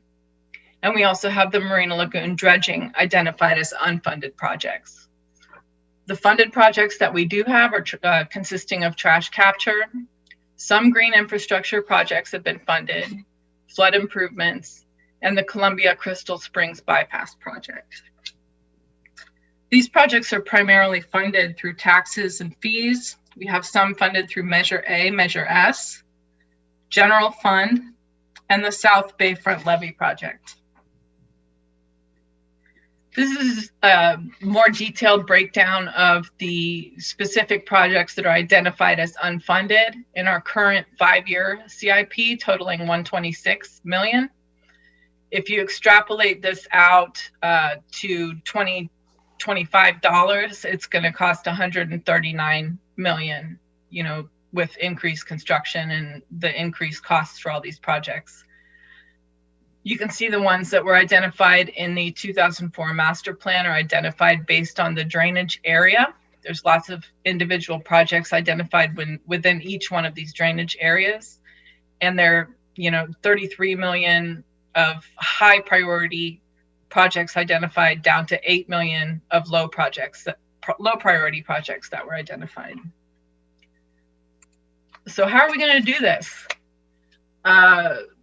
Well, we hired a consulting group to help us figure that out. We hired SCI Consulting Group to work with us to do a storm system funding analysis. We've been working with them for about a year. We've conducted a thorough review of programs and finances to evaluate the current activities and the projected future needs. They've prepared an evaluation of potential funding sources that could work for our city's specific needs. They've also prepared a preliminary rate structure along with a potential roadmap forward for implementation. The next steps for this particular funding analysis is to finalize the draft report. We're currently reviewing it internally with management and our consultants. It should be finalized within the next month, a final draft, we'll say. And we plan on bringing that draft funding analysis back to the commission in early 2021, January or February, hopefully, for your feedback and support as we move towards presenting options to council. After that, we envision a study session with council to get their feedback and support on the preferred approaches, program priorities, and funding mechanisms. Based on the feedback and direction we get, Again, we'll start with stakeholder and community outreach and surveys to understand how receptive the community is and what their interests are. A final rate study would be completed, and then the implementation of the selected funding mechanisms. So my conclusions from this presentation today are that storm system activities are critical to managing flood risk and water quality, not to mention the aesthetics and recreational aspects of the lagoon. There's significant operating and capital costs, up to $140 million in unfunded projects. The Municipal Regional Stormwater Permit version 3.0 is imminent, bringing more stringent regulations and requirements. And we are going to need creative funding solutions to keep up with all of these demands and address existing and future needs. So that concludes my presentation today. Great. Okay, thank you, Sarah, for a comprehensive review. So what we'll do is let's start with questions from the commissioners, and then we'll move to the public. Any of the commissioners like to start? Please, Commissioner Nunez. Thanks, Commissioner Ruinski, and thanks, Sarah, for the really informative presentation. There's lots of background on this, so I really appreciate it that it was also split up into two sections. We're getting some information now, and we'll also get it in early 2021. And because it'll be coming back to us in early next year, I will try to hold off on some of my more detailed questions. But my first question is around the sedimentation, and I'm curious if the sedimentation impacts the function of flood control of the lagoon. Right, good question. So the stormwater retention capacity of the lagoon has been reduced by about 11%. That's not a huge amount, and because of our pump station, it's not really considered one of the main drivers for needing to dredge at this point. It's manageable for storm flood control at this point. Okay, and is the rate year to year increasing? Like, is it faster year over year? Is the sedimentation happening faster? I wouldn't know if it's happening faster, but it's happening consistently. Mm-hmm. Okay, thanks. And the reason I ask is because I just think that there are deep implications for the flood control abilities of the lagoon, and while it's not a big concern right now, it could be in the future. Absolutely. Yeah. And my second question is just related to water quality. I know that you're collaborating with the county health department, and it's monitored on a weekly basis. Because the lagoon is used so often recreationally, and I have to say I'm a resident of I actually can see the lagoon right now outside my window. I know that folks are swimming in there and boating and all of that all the time. And so I know that there's a sign posted when the water there are impacts to the water quality or there are high levels of bacteria, but is that information posted on a website or anything, or does one have to actually go to the lagoon and kind of see a sign posted? The county does maintain a website that's updated on a regular weekly basis. So you can go to the county's website and find out the status of the water quality at those beaches at any given time. Great.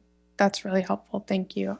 Like I said, one caveat to that, in the winter, because of the level being so low and it not getting the volume of people swimming in it and, boating and doing all that, the county doesn't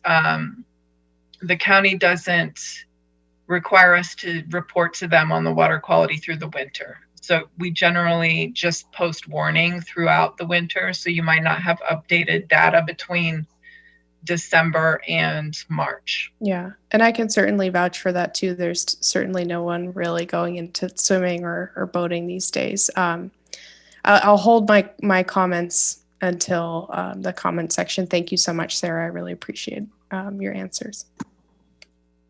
Sure, thank you. Commissioner Reyes. Great, thank you. Extremely informative report. Thank you very much.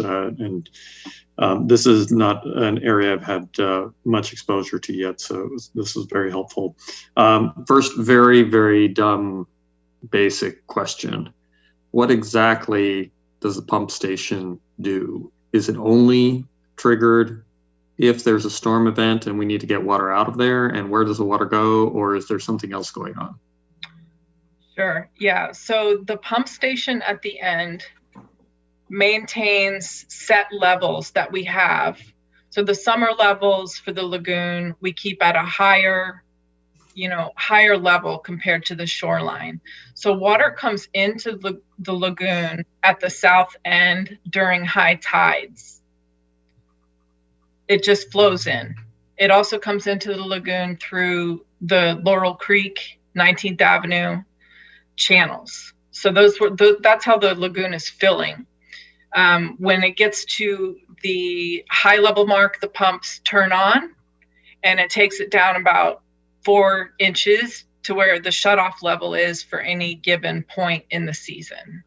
So in the winter, we keep it much, much more shallow to allow for more stormwater and flood protection. And in the summer, we keep it at a greater depth to allow for more recreational opportunities. Okay. And it discharges to the San Francisco Bay.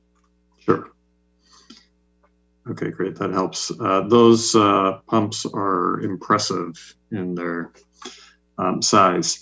Then my second question is, I didn't quite follow in the response to Commissioner Nunez, the 11% that you were referring to, is that an annual increase in sedimentation? No, that's the loss in stormwater retention since the original, based on the original design template. So we had 370 acre feet of stormwater retention capacity when it was finalized in the early 1960s, and now we have 331. Oh, I see. Okay, so this is 80 years. Yeah. Now the volumes have decreased by more than that. So the stormwater retention capacity is mostly in the top layers. I could get into a lot of the technicalities. That's fine. I more or less, it gives me a frame of reference. Also, there was a reference in the report, in the written report and in your verbal about testing the sediments and the cost implications depending on the level of toxins in the sediments. Can you comment on that, what we've learned so far? And presumably we're going to do some more testing, because it would seem that the cost variables are quite high depending on the toxicity in the sediments. Is that accurate? That's, yes, definitely true. We just did some preliminary sediment testing in the 2018 analysis, just to give us sort of some type of a feel for what might be there. And we did find some concerning concentrations of different pollutants like metals, PCBs, pesticides, those type of pollutants that are hard to get rid of.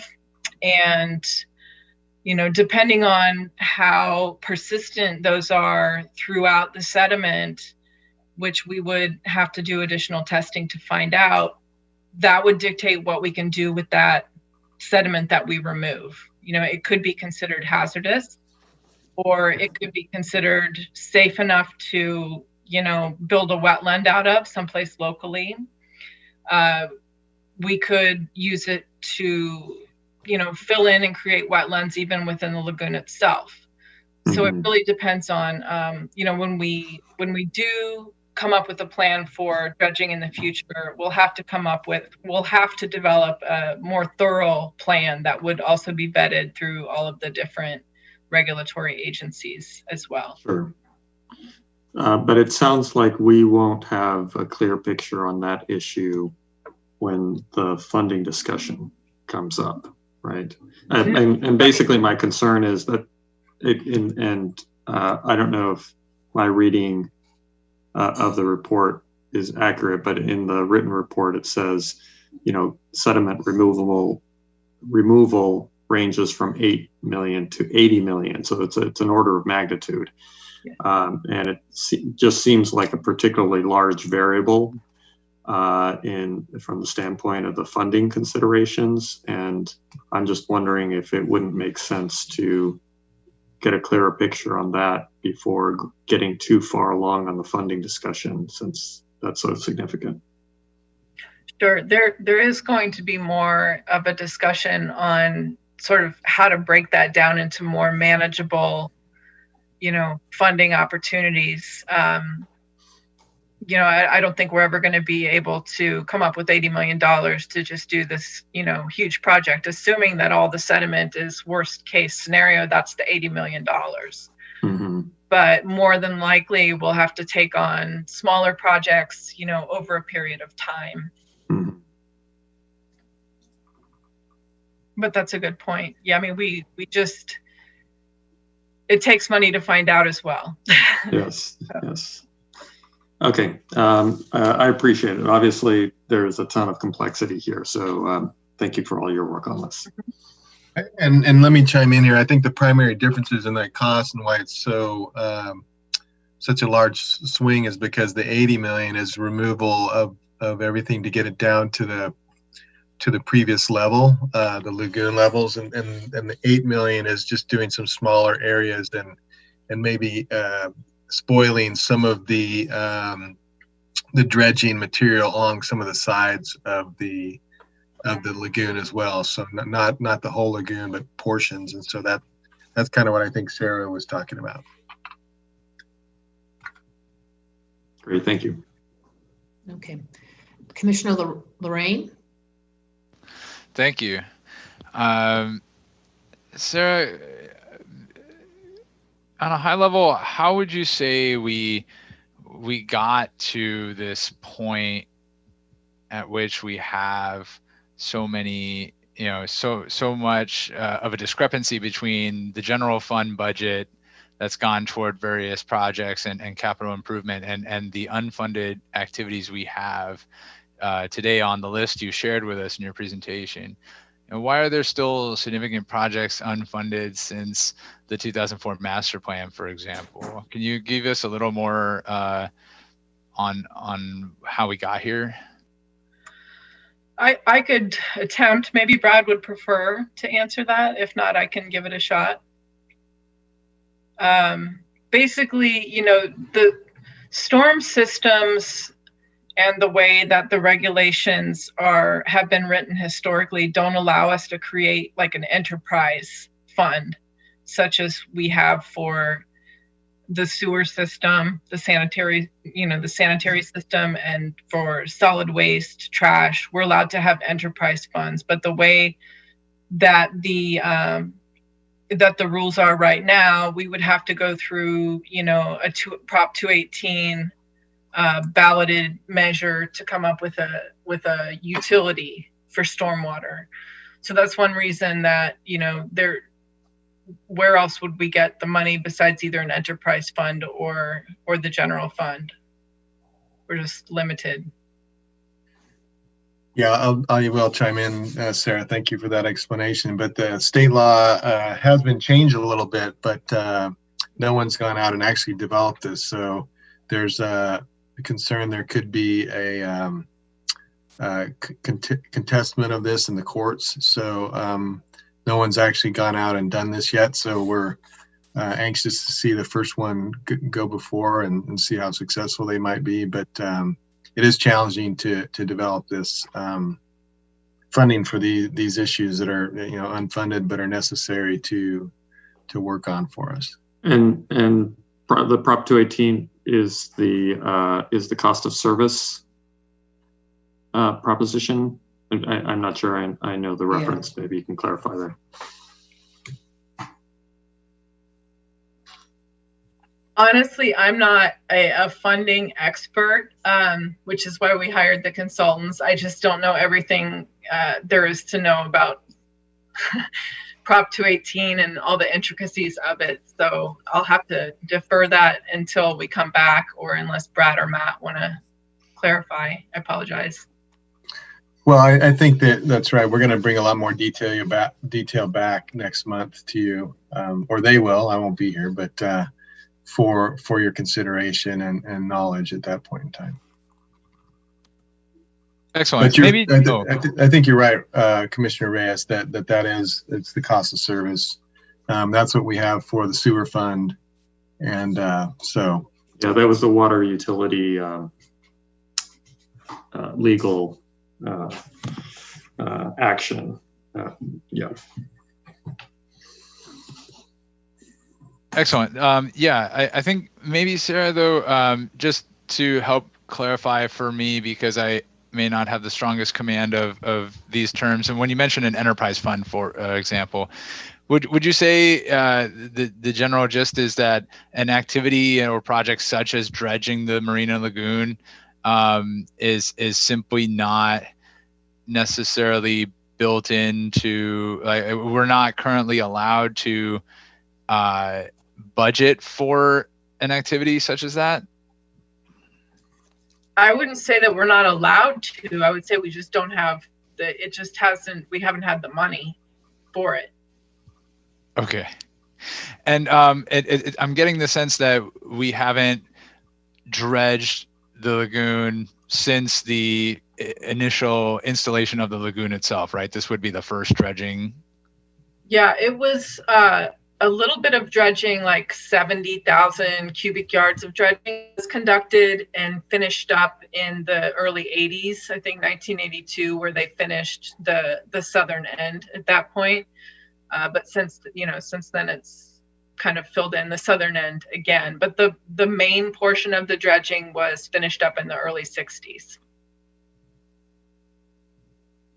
Okay, thank you. Yeah, so there has been one effort to remove some of the sediment, as Sarah mentioned. Very good, thank you.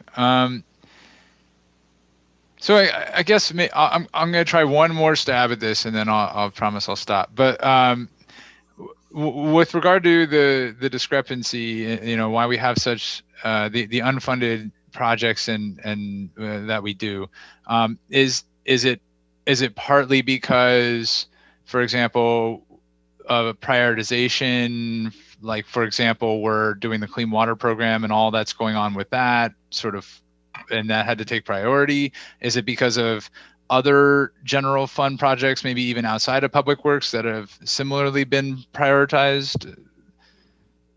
Yeah, I'll Commissioner Lorraine, through the chair, I'll speak to that. Sure. So projects like the Clean Water Program it's funded because it's a utility. So we have a Prop 218 where we can raise rates and raise funding for the sewer system. Same thing goes with water systems and also the trash as well. So we're able to do that. The challenge has been, and in other communities it's the same thing, is storm drain infrastructure, storm water infrastructure just has not had that same benefit. Right. That's what I was referring to about the state law being tweaked a little bit, but really not clear, and no one's challenged. No one's gone to before us to set that up for a challenge in court. So yeah, I mean, that leaves the general fund money, and general fund is a precious resource. Here in San Mateo, a lot of it gets spent on, street repaving, some facilities improvements. Some of our facilities are well past their useful life. Some of the rec facilities, it would be nice to be able to do things with those, but we don't have a lot of money for that. So it just gets parsed out, and then there's other funding sources that are dedicated sources to roads or other infrastructure needs that we have to go forward and perform. So this is one area that's been a challenge. It's something we want to try to put some effort into. We do have infrastructure out there that it has not been assessed, and I've been in another community where metal culverts just started collapsing, and all of a sudden we had to make a big effort to try to patch those up. So that's the danger, right? If you don't keep your infrastructure up. So some communities, I think like Burlingame, I think might have a parcel fee that they generated several years ago to help them. I don't think it covers all their costs in this area. But those are the things we're looking at. How can we do this?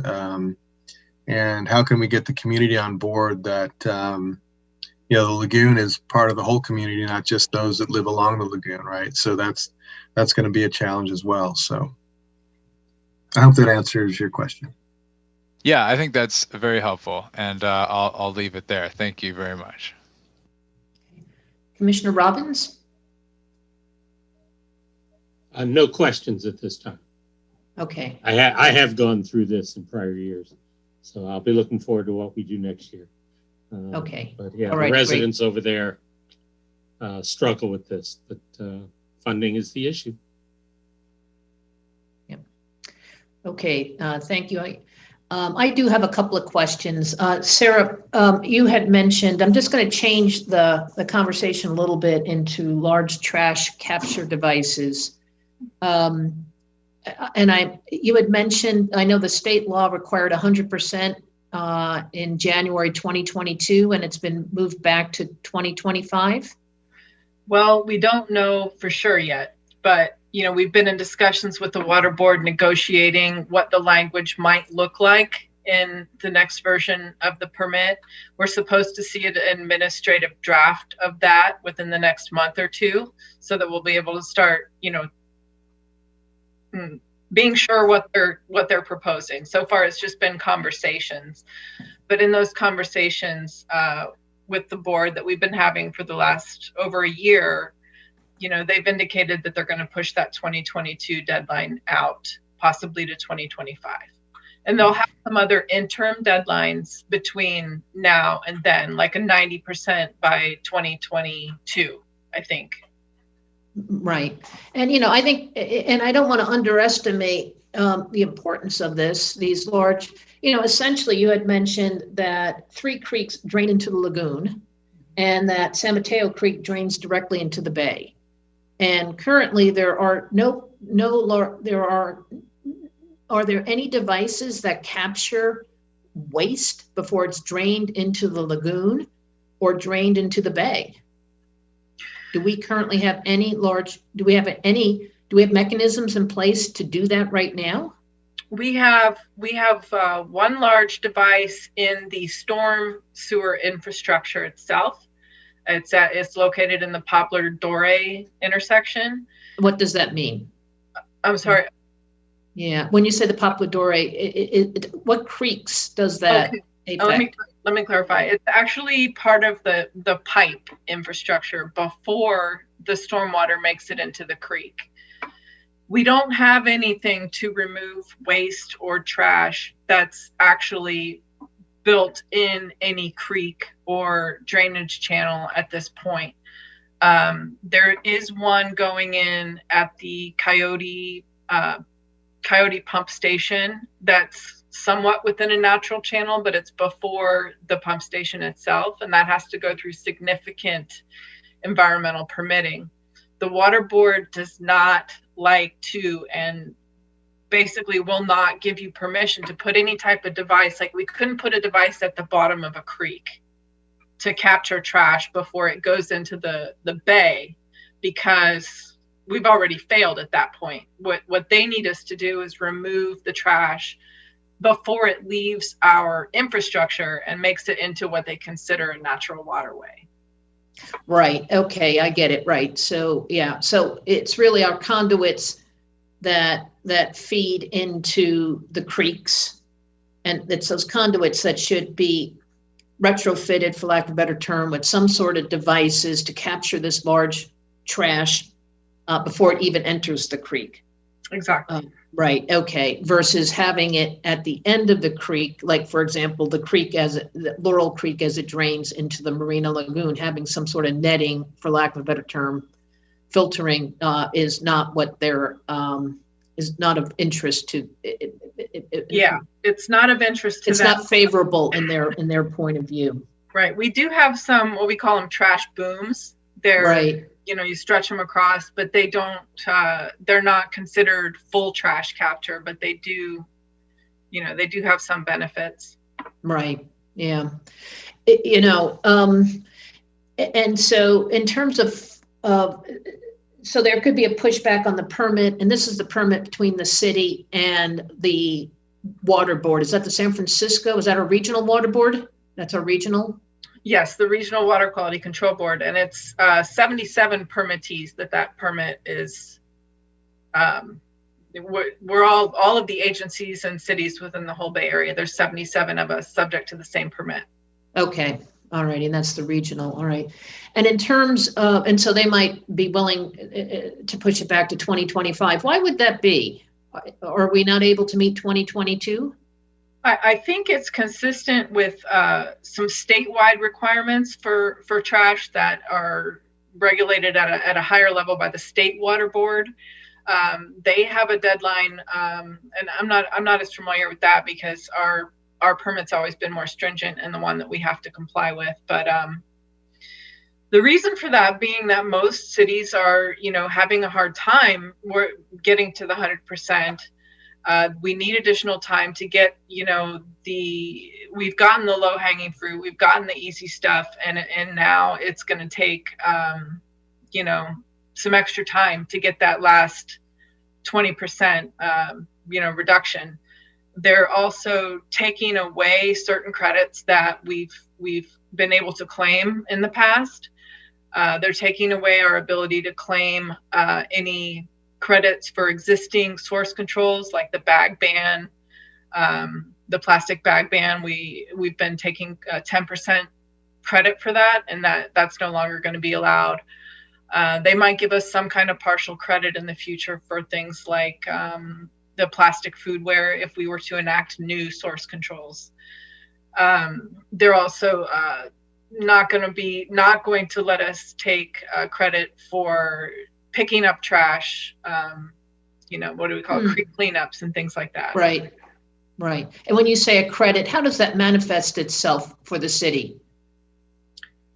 Basically, gallons of trash picked up go into this complicated equation, and that our consultants help us figure out, and it pops out a % reduction. I see. All righty. Right. I see what you're saying. Yeah. So it's adding. You know, if the goal is 100%, it contributes towards that 100%. Correct. Okay. All righty. Thank you. And just one more last question on this is the trash capture devices currently have funding. I don't recall if it was in your list of unfunded projects. Right. We do have a steady stream of funding through the solid waste fees at this point. We bring in about $750,000 a year through that.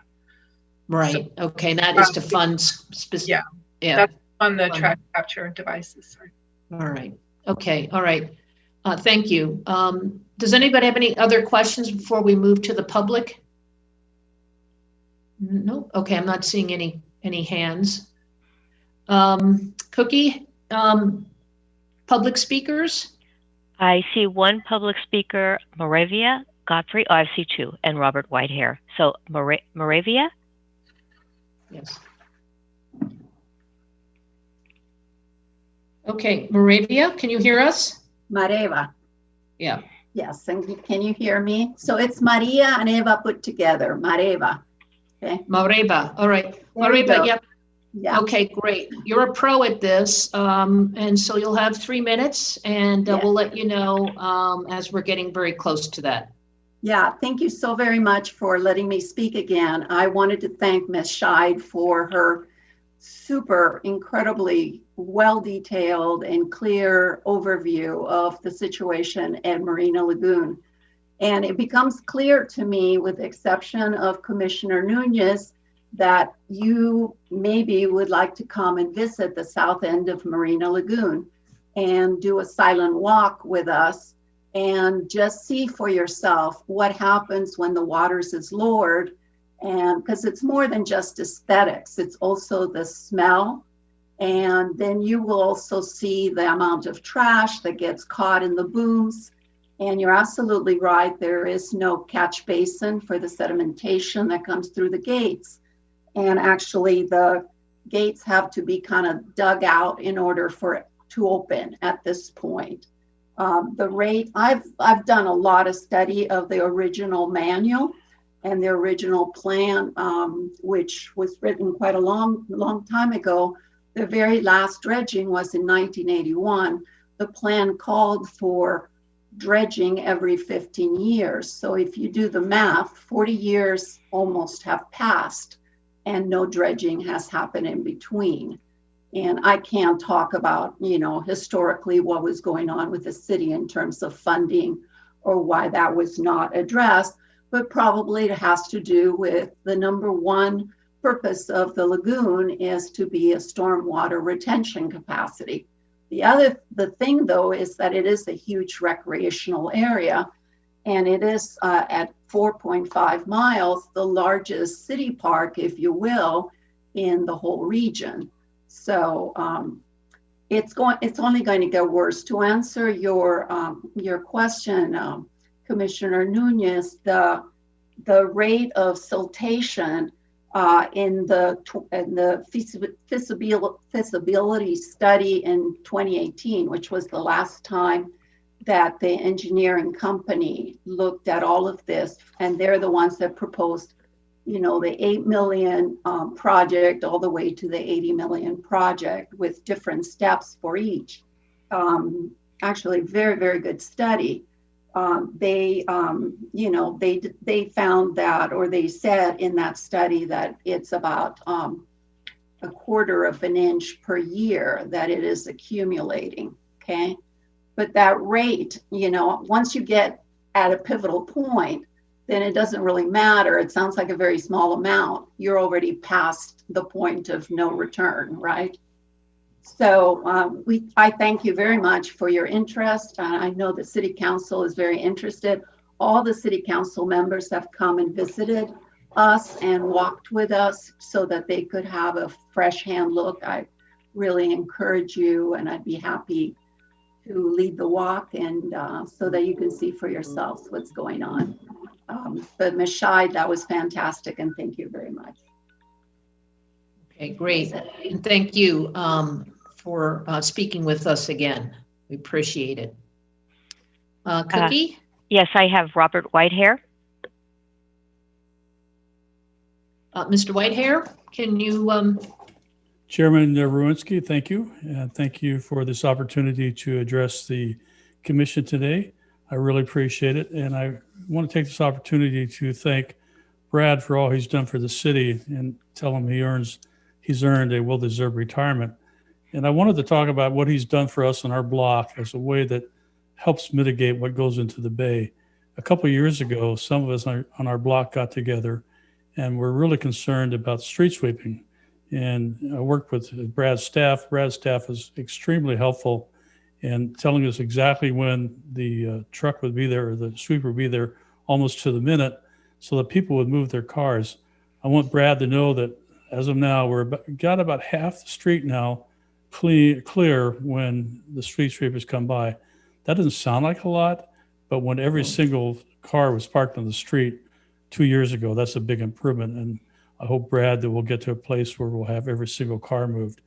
We do that because we had a lot of redwood trees on our street and trash and dirt, and all that stuff gets picked up by the street sweeper and at the source. So, that's just another area where Brad has helped us, and I hope you keep it up. And I hope that citizens listening to this also know that how important it is to move their cars when the street sweeper comes by. It's a pain. I know it was a pain for us, but people had cars there for a long time. But we know the street is cleaner now, And we know that we're really happy that it's not going down into the storm drain, which winds up into the bay or one of the lagoons. I actually don't know which one we have. So thank you very much, Brad, and good luck to you in your retirement. And thank you for helping us keep our streets clean. Okay. Great. And thank you, Mr. Whitehair. Cookie, any other speakers? I see no other hands raised. Okay. All righty. Thank you. All right. On that, let's bring it back to the commission for any final comments or questions for the staff. Commissioner Nunez?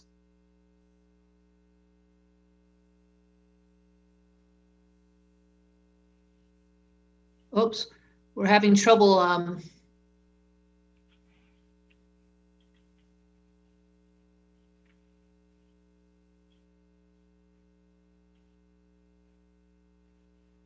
Okay, we'll come back. Okay. Still nothing. Okay. Still nothing. Not now. Oh. There we are. Okay, I'm taking this off. I was just saying that I'm very glad that we're talking about this. It's clearly a high priority for many of our residents, our council, and our staff. And before moving here, I really didn't even know that this existed. I think, like many other residents in San Mateo, we don't know that this huge asset to our community, as Mareva mentioned, it's a 4-mile long park, and it's not just an asset to the folks who live in the immediate surrounding, but to all of the city. And so definitely, hopefully we can take Mareva up on that walk eventually to in non-COVID times to really look at the lagoon and experience it. The south side especially, to really look at what's been going on there with the sedimentation and kind of all of the rippling effects that has. So I would encourage you all to kind of maybe go this weekend, go eventually experience it yourselves. And I'm really pleased with the collaboration of staff and council with the community as well, and elevating this as a priority.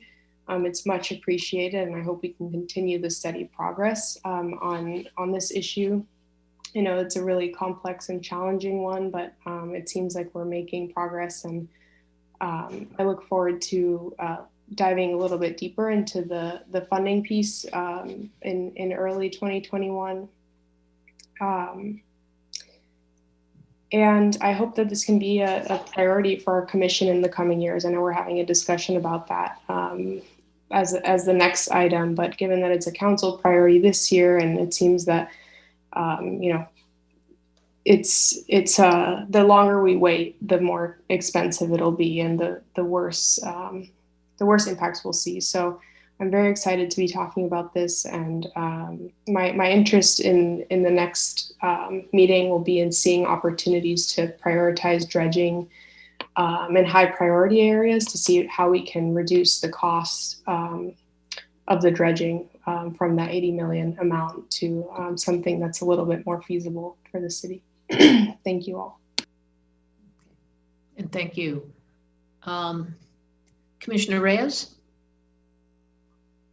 No further comments. Thank you. Okay. Commissioner Lorraine?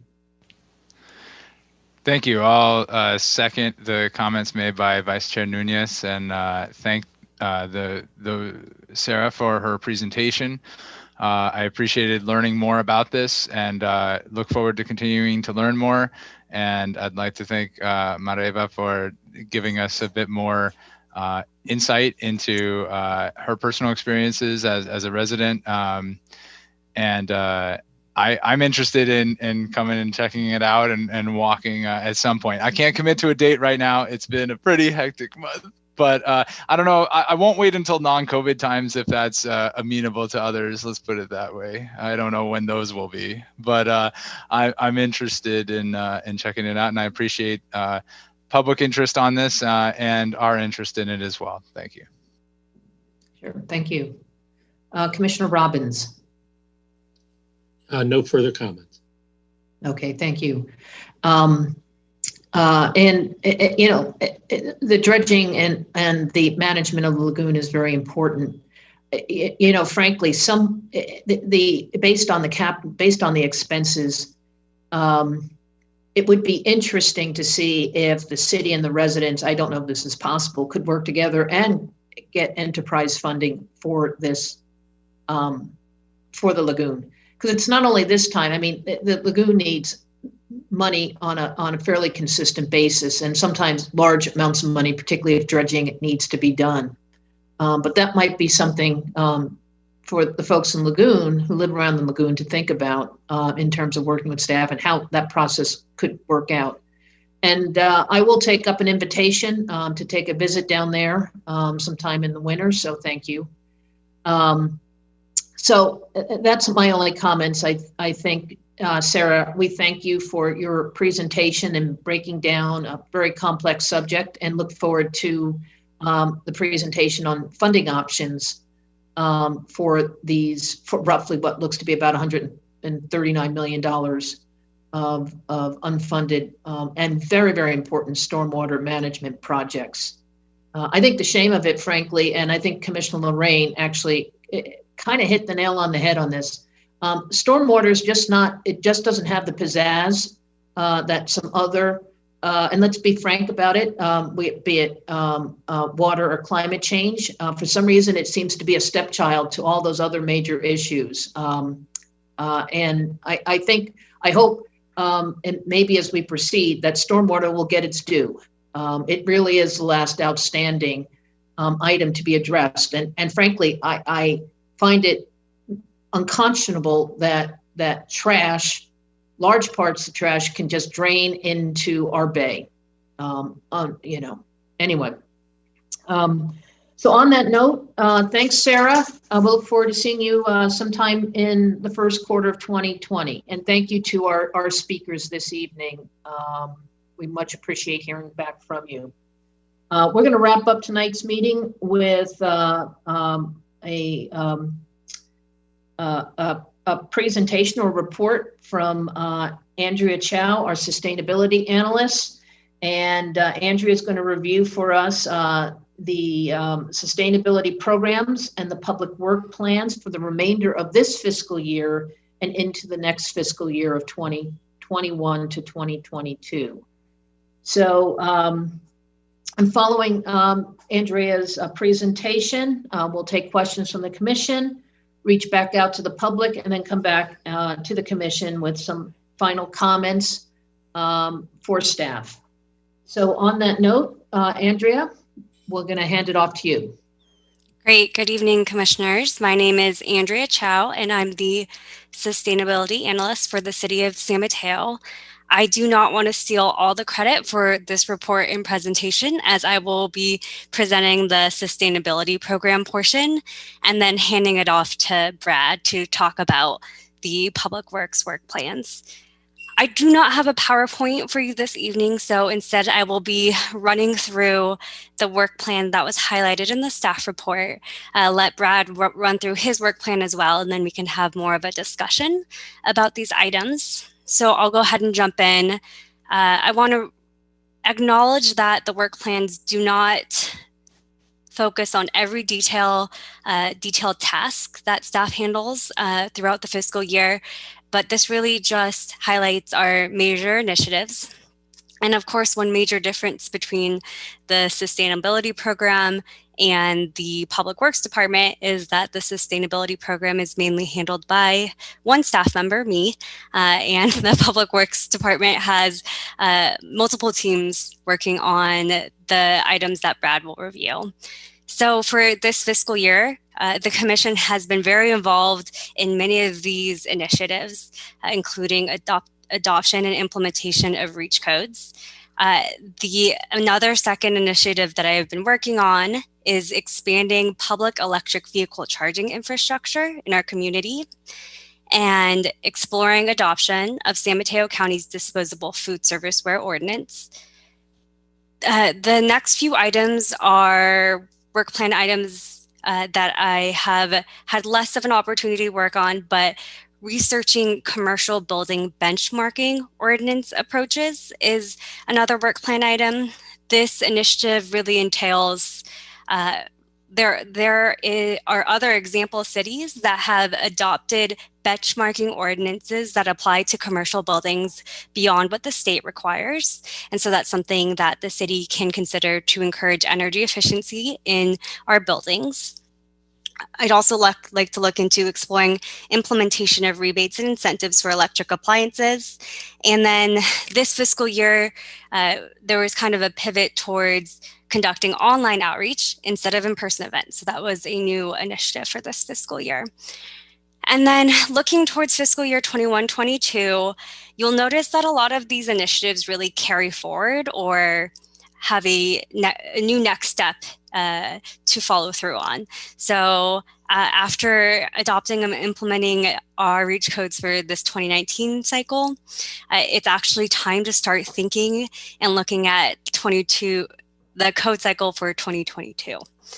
There will be more work to do on public electric vehicle infrastructure and hopefully work on exploring a electric vehicle fleet policy for our municipal fleet.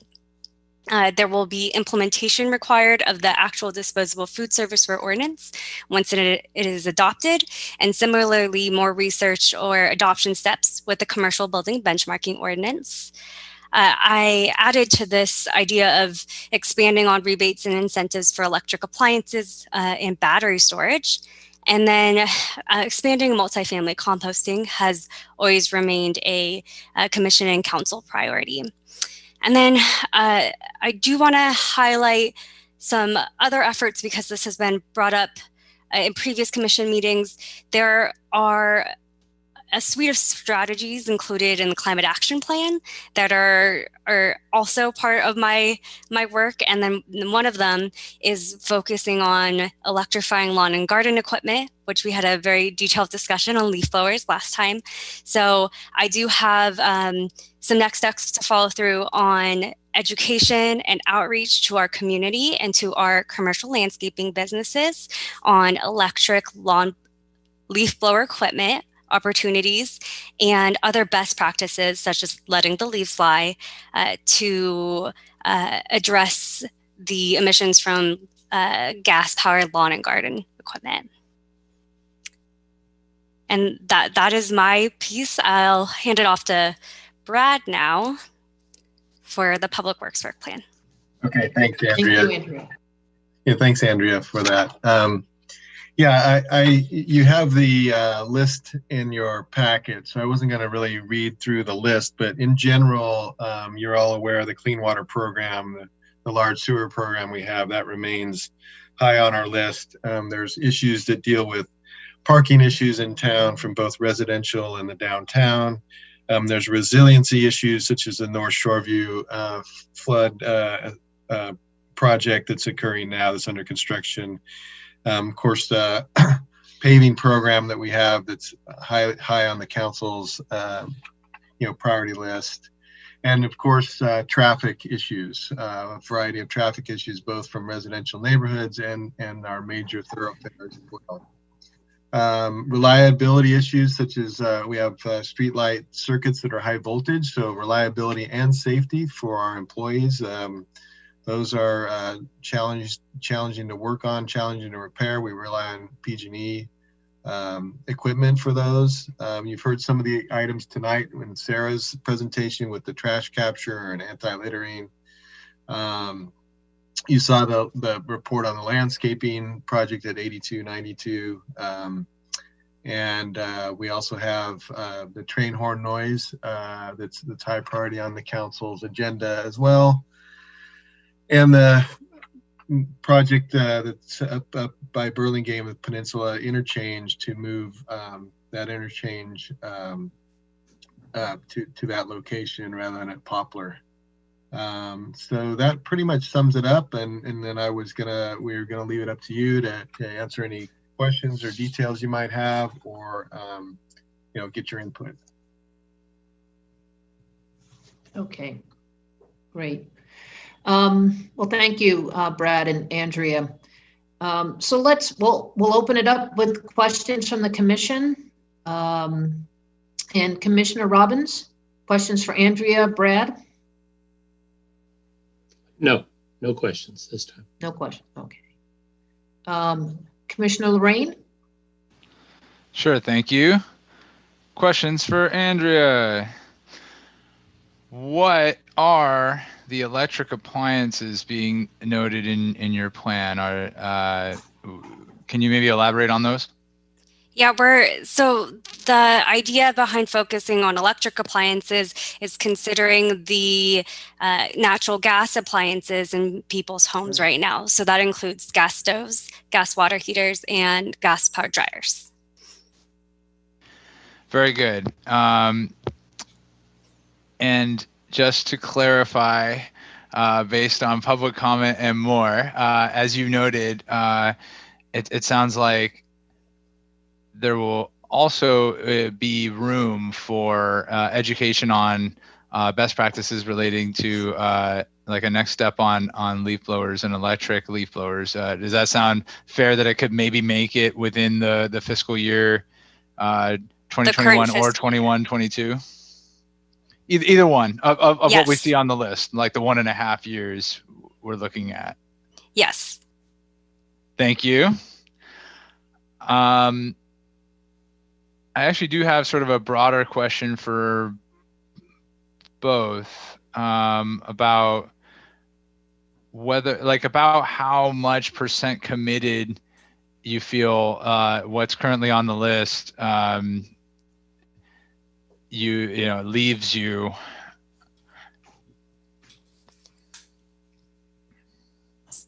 So I'll try to answer your question. So these are initiatives that have been either prioritized by council or have specific deadlines associated with them. But there's, I think, a good amount of flexibility to add and respond to ongoing other partner programs as needed. That sounds fair. I can ask Brad after I've with some other public works questions maybe. I noticed that there's a EV Muni fleet policy on your list, Andrea, and there's a green fleet item on the public works list, and I wondered if they were related or how they might differ. They're very much related. Okay, so essentially both programs are perhaps, or departments are going to end up working on that council priority then, essentially. Yes. Very good.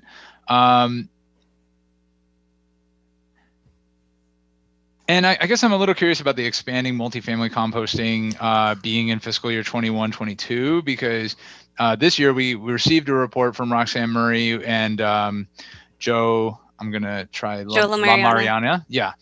Thank you very much. And I actually thought I remember hearing we might have been able to get an update sort of on those activities before the end of the year. Obviously, other things have transpired, but is there a reason why it appears to be pushed out into like late next year or the? I feel like I maybe misrepresented that by then adding it to the next fiscal year, because Roxanne is someone who's actively working on that.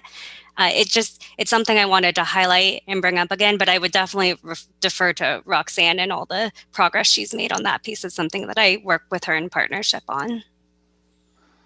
Okay, so it might be something we could receive an update on earlier than fiscal year 21-22.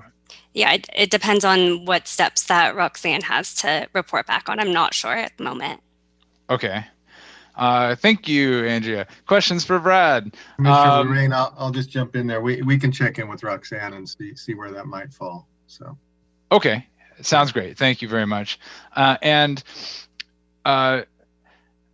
Brad, I don't know how useful this question is, but I just figured I'd ask about how full the current list makes Public Works, would you say, in your opinion?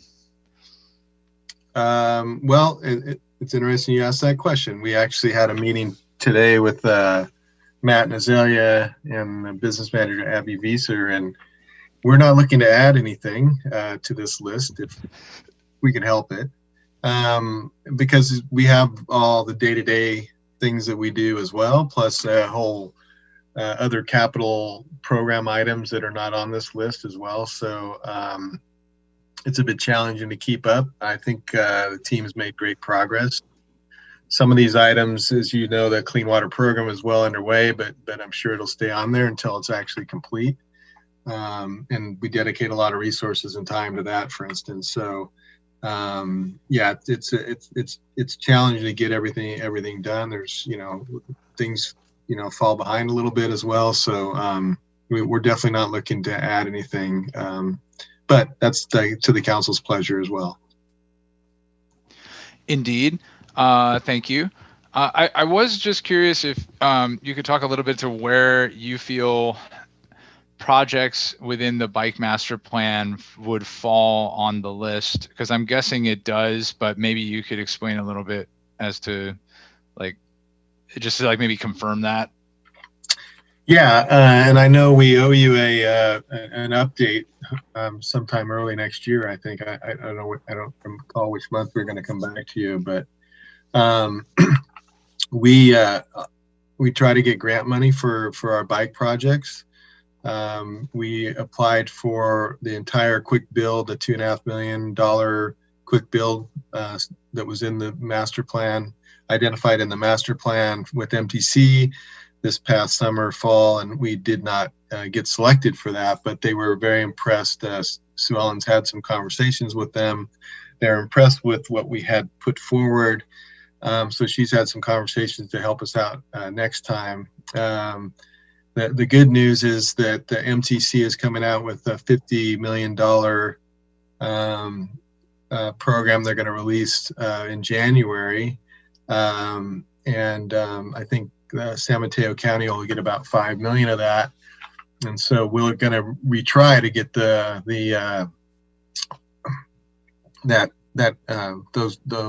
quick build portion funded.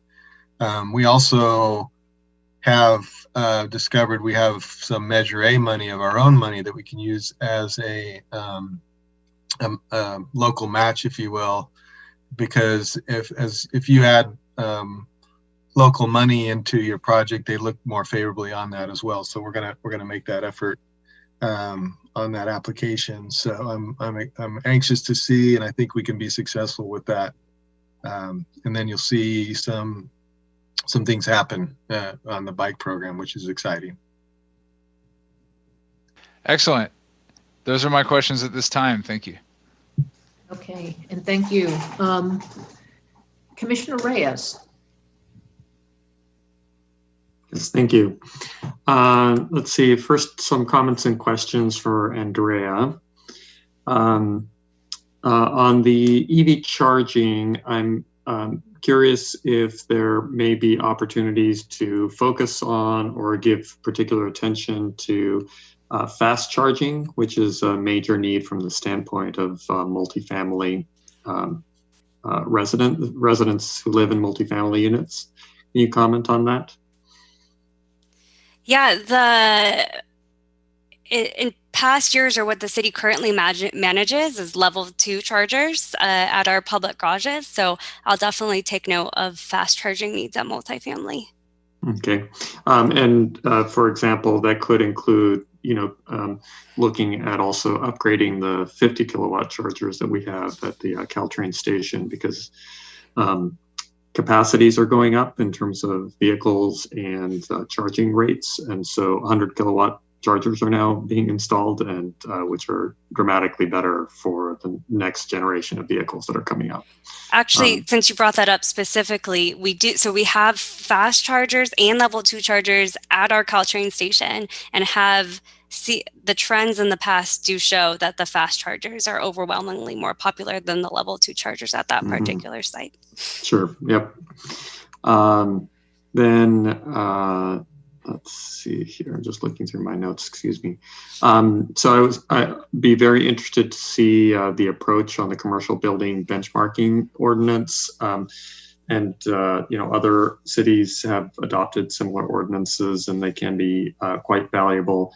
The one comment I would make there is that while energy efficiency is helpful and a good thing, decarbonization really relies on electrification. And, to the degree that we could use a benchmarking ordinance to advance electrification, that would be especially helpful from a decarbonization standpoint. So I would encourage looking at that and ways that we could leverage such an ordinance towards that end. Then on the 2022 code cycle, a couple comments. I would love to see the city give more attention to the EV side of the code. There have been a number of agencies that have adopted more EV codes, which have brought quite a bit more access than what San Mateo has adopted. That's number one. And there are also some municipalities beginning to explore policies around existing buildings. And it would be great to have the city explore that as well. And I think I have one more comment here. Oh yes, around municipal actions and the fleet policy. You know, I think the fleet policy would be great. It's my understanding that the County of San Mateo is developing a municipal operations plan that would include comprehensive decarbonization by 2035. At least that's been the discussion as I understand it.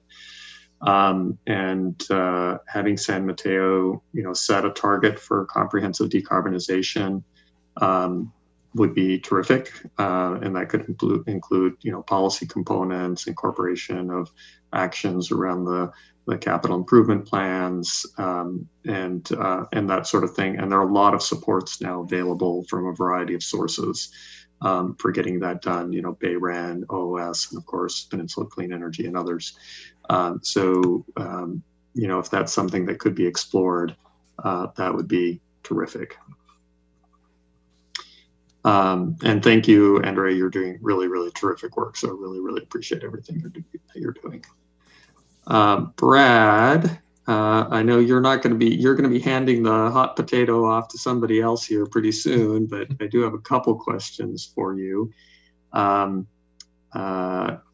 Commissioner Lorraine brought up the bicycle master plan, and I'm also similarly curious about what's happening around the complete streets discussion. So it's my understanding that the city had put together some plans around that, and that incorporated green infrastructure and other things. Can you comment on how that relates to this prioritization exercise? Yeah, that's one of the things we're going to be working on in conjunction with the general plan efforts, is combining our plans into a complete streets plan. So we won't be actually redoing like the bike master plan, because it's been recently completed earlier this year. So it'll be, basically an appendix, but with some front end language. There will be some new work done on that document as well, but that's the process there. We're actually excited about the work that's being done with the police department on some of the data around collisions that occur in town. And that's going to be kind of the driving force on some of the prioritization that takes place on both pedestrian, bicycle facilities, as well as other improvements for roadway safety. So that's kind of going to be wrapped up into that document as well, guidelines for that. So that'll be a very solid and comprehensive document that'll give staff a path forward to make decisions. Great. Then I was curious about the reference to high voltage circuits and replacing them. Can you comment on what that is? Yeah, that's they call them RO circuits, and PG&E. It's I want to say like 5,000 volts. I don't remember off the top of my head, but it's significant voltage, and it's antiquated service. It's very a lot of the wiring's old, the conduits is old. And so when those circuits go out, it could be due to the transformer, or there's a switch called a Kyle switch that's all PG&E equipment, and PG&E doesn't really stock this equipment anymore, so they've got to look around the state for it and get it. So sometimes the lights are out for weeks.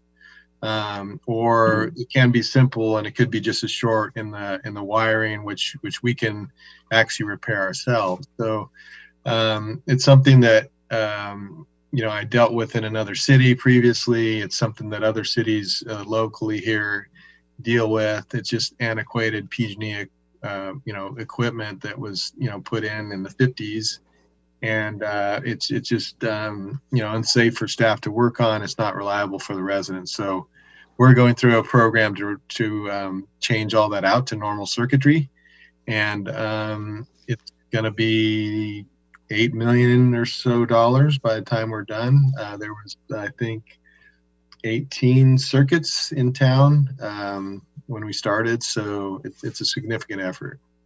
So these are now city-owned circuits that the city acquired it when it acquired the streetlights. Then that's correct. Yes, I see. Okay, interesting. Then I was interested to see the reference towards expediting traffic management improvements. This is, of course, a perennial topic of concern in the community. And I think it would be great to have something come to the commission on this so that we can understand that, because it's a constant concern, and anything that we can do to make the process faster so that we can be more responsive on these issues, I think would be really terrific. Yeah, no, I agree with you. As the speaker mentioned earlier, one of the in the public comments, that's high priority on the council. We're going to council on a quarterly basis. It's actually won't be in January; it'll be in February. But we do need to look for a time where we can update you all on that process and progress that's been taking place. It is very exciting. So it would be something for you all to see and be able to comment on too. Okay, great. Thank you very much. And thank you, Brad, not only to you, but the entire Public Works team. A lot of really great work happening. Thank you. Thank you. Commissioner Nunez? Thanks. I just can't say how helpful this is to see all the priorities laid out. I appreciate, I can't remember which commissioner it was who raised this. I think it was Commissioner Lorraine. Very appreciative, just so that we know kind of where the priorities are for next year, and when there are opportune times, kind of where that falls within priorities.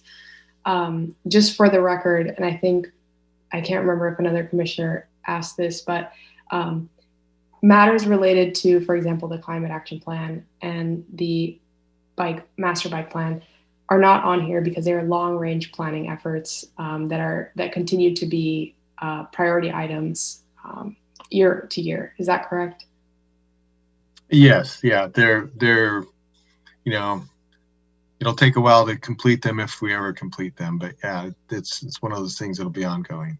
Sure. Thanks, Brad. And I do see that some of the items on the Climate Action Plan are here and they're just prioritized. Exactly. Yeah. So the Climate Action Plan is the higher level strategic document, and reach codes and expanding EV infrastructure. And actually most of these items all are pieces of the Climate Action Plan.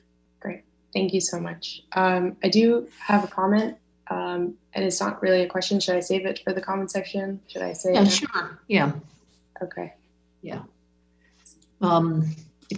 Any further questions, Commissioner? No further questions. Okay. All right, great. Thank you, and thanks everyone. I just have a few questions here. Andrea, on your sustainability program work plan, you have adopt and implement REACH codes, the 2019 code cycle. Do those REACH codes include the work we did in the fall regarding electrification? Yes, those are the REACH codes. Okay, all righty. So, and that's gone, I recall we did REACH codes and then we revised them. Yes. To include electrification. To further enhance what we had on electrification. You were remembering that exactly. Yeah, so that came back to you twice. I actually since I'm here, have a quick update. They were submitted to the California Energy Commission and went through on their business meeting. So they are official and ready to be implemented on January 1, which is good. Okay. All righty. Very good. And I know I see Commissioner Lorraine there, and I know Mr. Whitehair is also still on the call. So, okay, I just wanted to confirm that.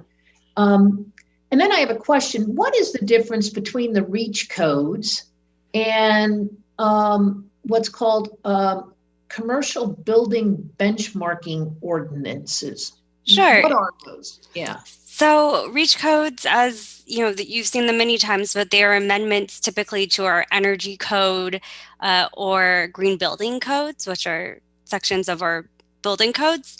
But a commercial building benchmarking ordinance is a different municipal policy approach.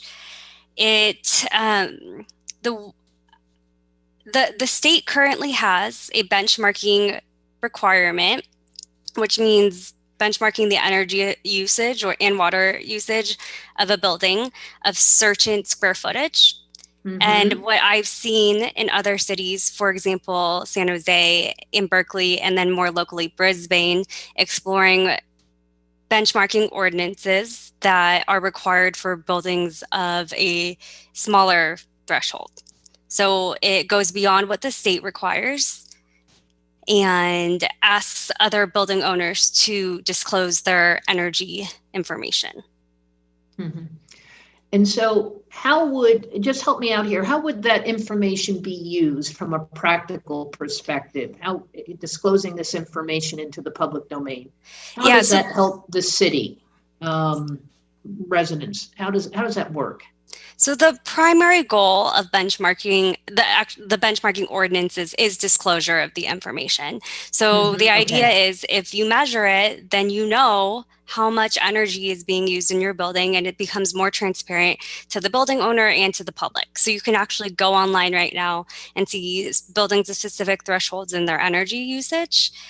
Some building ordinances go a bit further to require action be taken. Sometimes at a certain milestone year, actions be taken related to energy efficiency or water efficiency. Okay. And so really going back to the primary, at least the primary and their secondary, but the primary is disclosure of energy and water usage on commercial buildings. Yep, the disclosure. And hopefully having that information motivates a building owner to make specific upgrades that can both save energy and save them money. Right. Okay. That I appreciate that. And then thus greenhouse gases, the end goal. Right. But it is motivation if it's publicly posted, I think is probably the intent right there. All righty. Thank you. Brad, just a couple of questions on work plans. I know the ADA assessment, citywide assessment that started early this year.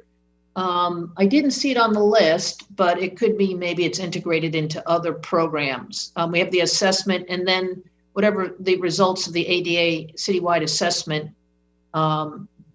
ramps or whatever, retrofitting buildings.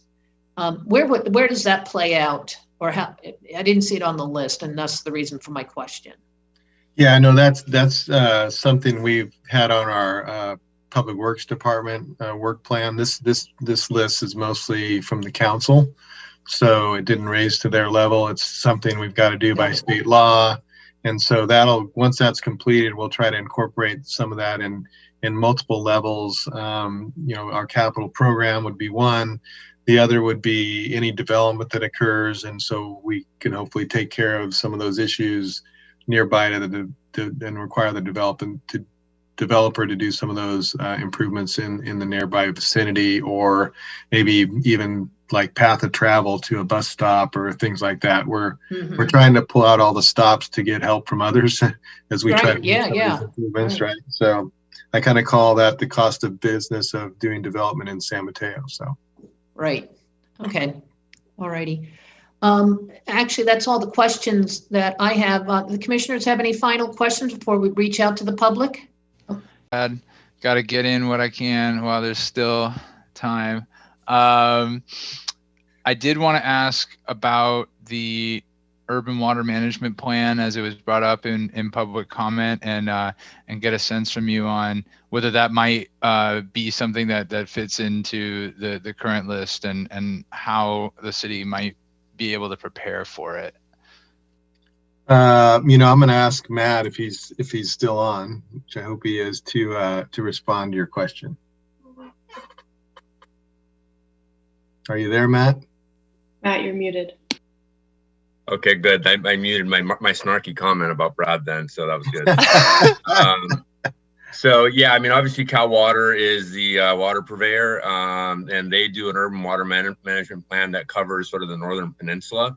It doesn't address San Mateo specifically as a city, but we can reach out to Cal Water and ask that they're actually required to, as part of the law to coordinate with local entities anyway. So we can reach out to them and ask them to provide us with some information as they're developing their plan. Okay, thank you, Brad and Matt. And Brad, I did just want to ask a little bit about, I wanted to address a public comment about potentially having a bike and ped advisory committee outside of this commission. Currently, we serve as the effective BPAC. Maybe Andrea can weigh in. I'm not, but whoever is interested, I think I'd just like to ask whether I feel like this is more of a public works question. Whether right now it seems like we've committed to at least 3 updates in the year of 2021 on bike and ped stuff, and I guess I'd like to ask whether more could be possible, and whether there, like, would you say there's enough material to have more? I suspect there might be. And are we maybe too busy with other items to have more than that?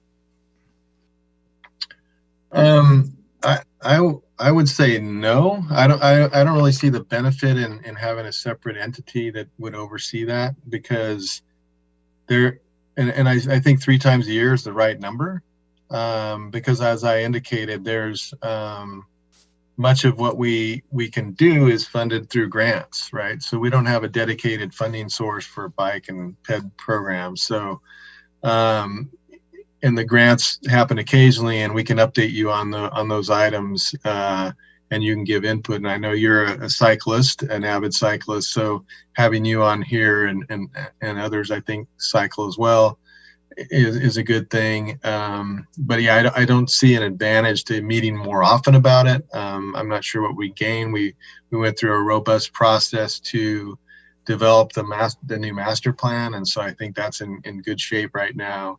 As I indicated, we're going to try to get the quick build projects on that list done as soon as possible, and then we take opportunities when we have developments. Again, that's one of the things we try to look at too, and some of our own projects, when we're doing paving projects, we'll do the improvements as well. So I think bringing you that forward so you could see, and maybe if you have some insights, and it allows the public, 3 times a year to come and talk to us about some of the concerns they might have. I know we received some correspondence today, right, about some of the bike issues that people are concerned about. And I did check the crystal ball that I'll go over at the end of the meeting, but I see the bike and pedestrian update is scheduled for January. It says tentative, but I'll make it solid January. How about that? Ooh, the firmament really works for me. Well, thank you for that answer, Brad. Those are my questions. Thank you, Chair. Right. Okay. Thank you. We're going to move, Cookie, any public speakers? I see 1, Christy. I see 2. Christy Elgsar. Okay, great. Christy?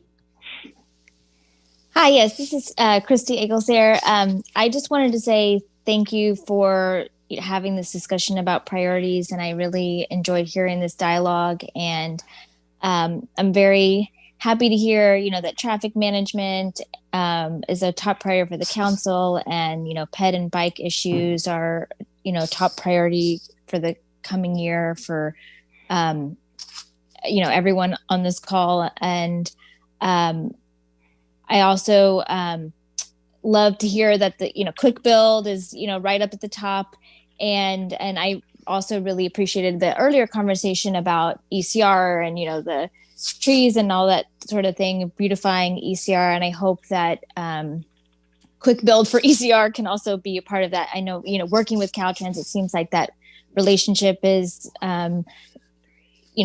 in this particular instance for the beautification part of it is happening, and maybe some quick build projects that relationship can be further along for those kinds of things. So I just wanted to say thank you for having this conversation, and I look forward to the future conversations about this with the commission and the council and everybody else at Public Works. And so thank you very much. Okay, great. Okay, thank you, Christy, and thanks for sticking around to provide us more additional comments and your thoughts, getting late into the evening here. We appreciate it. Cookie, we have another. I have Heidi Moser. Okay. Hello, Heidi. Yes, can you hear me? Yes, we can. Yep. Hello, everybody. My name is Heidi Moser, and I am one of the group of the Laguna Vista that is trying to better the lagoon and have some dredging done. And I just, I know I'm a little late in the game, but I couldn't get to you earlier. We really are serious. We would love to invite you to come and see the lagoon, what it looks like. I live at the very end, at the south end of the lagoon, where for 4 months we have absolutely no water. And Mayor Goethals and the council members have come to the house, and we did tour, like Mareva said. And we would love for you to come, because if you have never seen it, I think you might be interested to do so. And I would like to say a special thank you for Miss Sarah Scheidt, because for about 6 years, I and my group, we have been in contact, trying to get information all the time about the lagoon, because it is about time that something is being done, and you will see when you get here, I'm sure you. So please, I don't know how to get in touch with all of you and how, but I'll just get some emails, and please come and see us. And thanks everybody for doing such a great job with San Mateo, we love. Thank you. Okay, and thank you, Heidi. We appreciate hearing from you, and once again for coming in so late in the evening.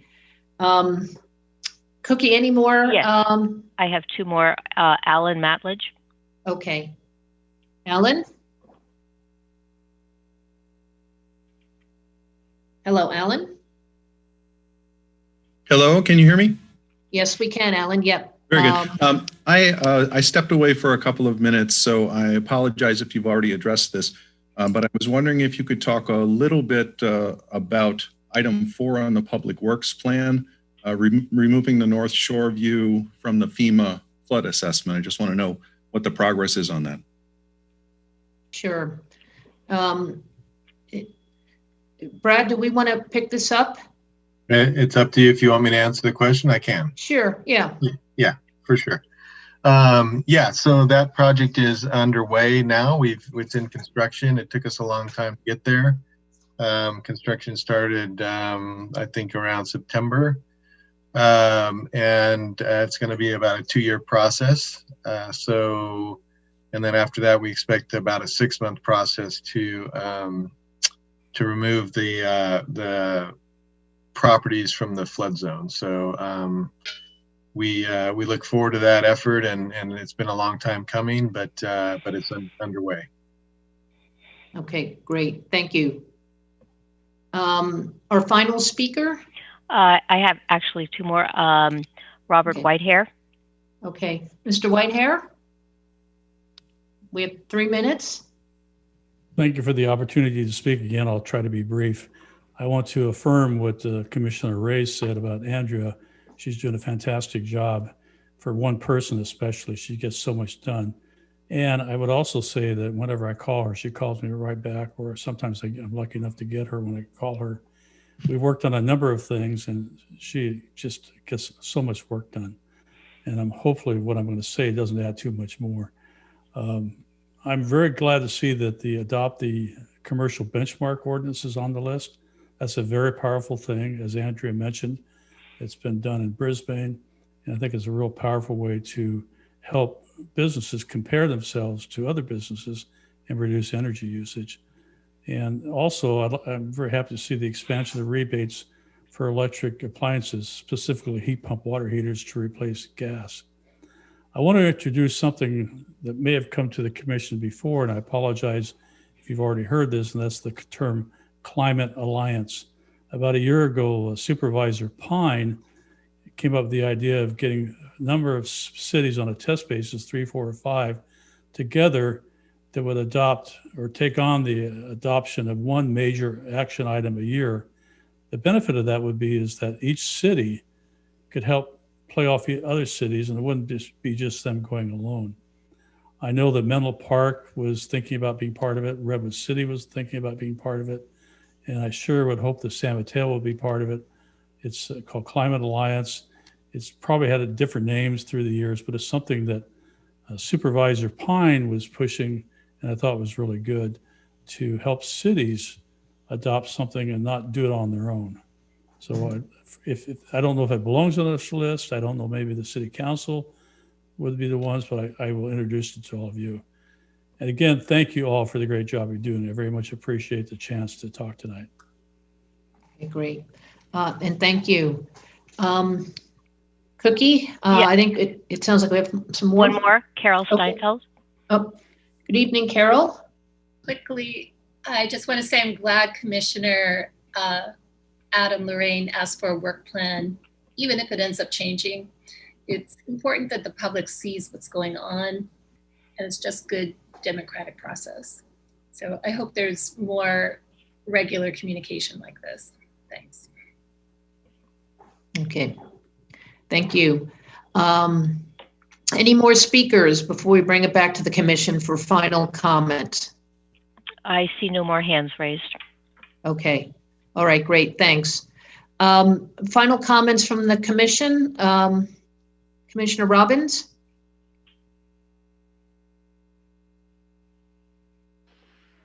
No, okay, no Commissioner comments. Lorraine. Oops, okay. You have Commissioner Robbins has got some bears behind him, yes. Any final comments for staff? No. Okay, thank you. Commissioner Lorraine? Yes, thank you. I actually thought of one more. It's going to be a super cool question for Andrea during the discussion that's been going on. Actually, it relates to what Commissioner Reyes brought up about potentially setting, having time-bound goals. And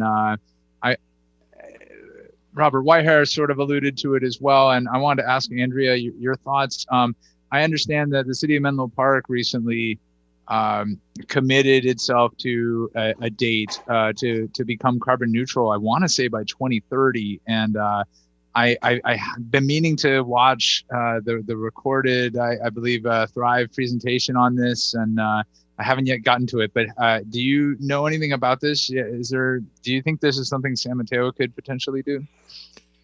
I am vaguely familiar with Menlo Park's recent commitment and goal. I am not familiar with what Mr. Whitehair brought up regarding Supervisor Pine's initiative, so that's something I'll have to look into. Yeah, I appreciate all the comments. I think I'll have to do some digging and look into what exactly the commitment entails and how it could progress our goals further. Okay, thank you. I'll try to smoothly segue that into commissioner comments, which would be to first thank Andrea and Brad and staff very much for this opportunity, for taking some extra time. And I realize that it wasn't necessarily planned earlier, and or this may not even necessarily be the best exact time. We don't have to always do it at this exact month every year going forward, but I really appreciate being able to look forward and thinking. I feel like this will be a reference for a couple of months and beyond that'll help me understand sort of what we're working on, what our priorities are. And I believe we'll find it very useful. I believe it's already spurred some interesting questions and comments. And I just want to thank everybody very much for this work. I appreciated it. Okay, great. Thank you. Commissioner Reyes. Final comments. No further comments. Thank you very much. Okay. Commissioner Nunez. Two final comments. One is that our housing element updates are coming up. And I think I see a really big opportunity working in concert with Community Development Department to really include some of these sustainability and sustainable infrastructure measures as much as possible in the housing elements. I know that usually it may seem separate issues, but they're very much intertwined. And I think it's important to really just ensure kind of the sustainability and resilience of the housing stock in our city, and collaborating with our public agency partners will be really key, especially as regional and countywide climate adaptation plans are developed, and kind of getting to Mr. Whitehair's point about that as well. The second thing is just echoing Commissioner Lorraine's comment about having this discussion once a year would be really great. Doesn't matter at what time, and it doesn't matter if there's a PowerPoint or not, even just having the discussion is really important. And once again, I'll just really appreciate Andrea and Brad and your team's work. Thank you so much. Okay, great, and thank you. I'll just make one single and fast comment here. Andrea, Mr. Whitehair's comment about the Climate Alliance within the county was interesting, and would encourage you to look into that and see if maybe report back sometime next year and see how that aligns from all the work that we have to do here in the city. Obviously, we've got limited resources to take on additional tasks, but there might be some synergy there that could be worked in. So I'll pretty much leave it at that. Anyway, we are done. We're going to be wrapping up our meeting. We just have one final item this evening. And Andrea, thank you for your presentation. And once again, staying well past your bedtime, I'm sure. So, and I know we'll be seeing you a lot more in the future. But thanks again. And yes, you do a great job. So. Once again, we're going to wrap up on tonight's agenda. Any reports, announcements, meetings of interest that the commissioners and staff would like to share with the public and anyone? I have one item, just that please. Announcement that the Sustainable Streets Master Plan is open for public input until January 6th. This is an opportunity to make sure that our streets are designed in a safe way for pedestrians and cyclists, and to help increase opportunities for climate resilience as well. My camera is messing up. Thank you. Okay. I also have some reports, Chair. Thank you. Firstly, I think in the spirit of previous comment by Mr. Whitehair on the importance of doing what we can as residents to help in the fight against trash in our stormwater, I will pitch Adopt a Drain, the program that Public Works has, and will announce publicly that I am hereby recommitting myself to adopt a drain. I had adopted one earlier and retired for a brief period, but I am coming out of retirement, and I'm hoping that this coming out of retirement inspires others in the public, or perhaps other commissioners, to join me in this residential fight. You can learn more at cityofsanmateo.org/adopt-a-drain. Additionally, another way people can join this fight is by participating in cleaning up just around their street or neighborhood whenever you feel safe to do so, and can make sure you wear your mask and stay socially distant around others. But the North Central neighborhood is inviting its residents to participate individually in a neighborhood cleanup by just cleaning up individually, socially distant around their houses. It's a winter cleanup, and so they're asking their neighbors to do it from 10 a.m. to 12 p.m. this Saturday, December 12th. You can learn more about that at handsome.wordpress.com, and Handsome is HAN like November, C like Charlie, S like Sierra, M like Mary. And I just want to point out that this is something that any neighborhood could do. So I hope that the Handsome cleanup is a success, and I hope that we're able to turn it around, show Public Works that the neighborhood cares as it has in the past about doing what it needs to do to help out in keeping our neighborhood clean, and others could do so as well. In fact, there's an app for anyone who participated in the coastal cleanups in September. You may recall that there was an app that people can use from Ocean Conservancy called Clean Swell. And that's one way you could invite people individually to contribute to a broader common cause, and then put in what they cleaned up toward a group, so other neighborhoods could accrue sweet data points and let people know just how much they're picking up. You can I'll just say you can Google Clean Swell. It is at oceanconservancy.org/Clean Swell. And I just wanted to congratulate Azalea on becoming our interim Public Works Director. I believe I saw her in the meeting earlier. I'm not sure if she stayed around for all of what yes, she did. So excellent. I just figured I really appreciated what we did to congratulate Brad, and just wanted to congratulate Azalea as well. Thank you very much. Okay, great.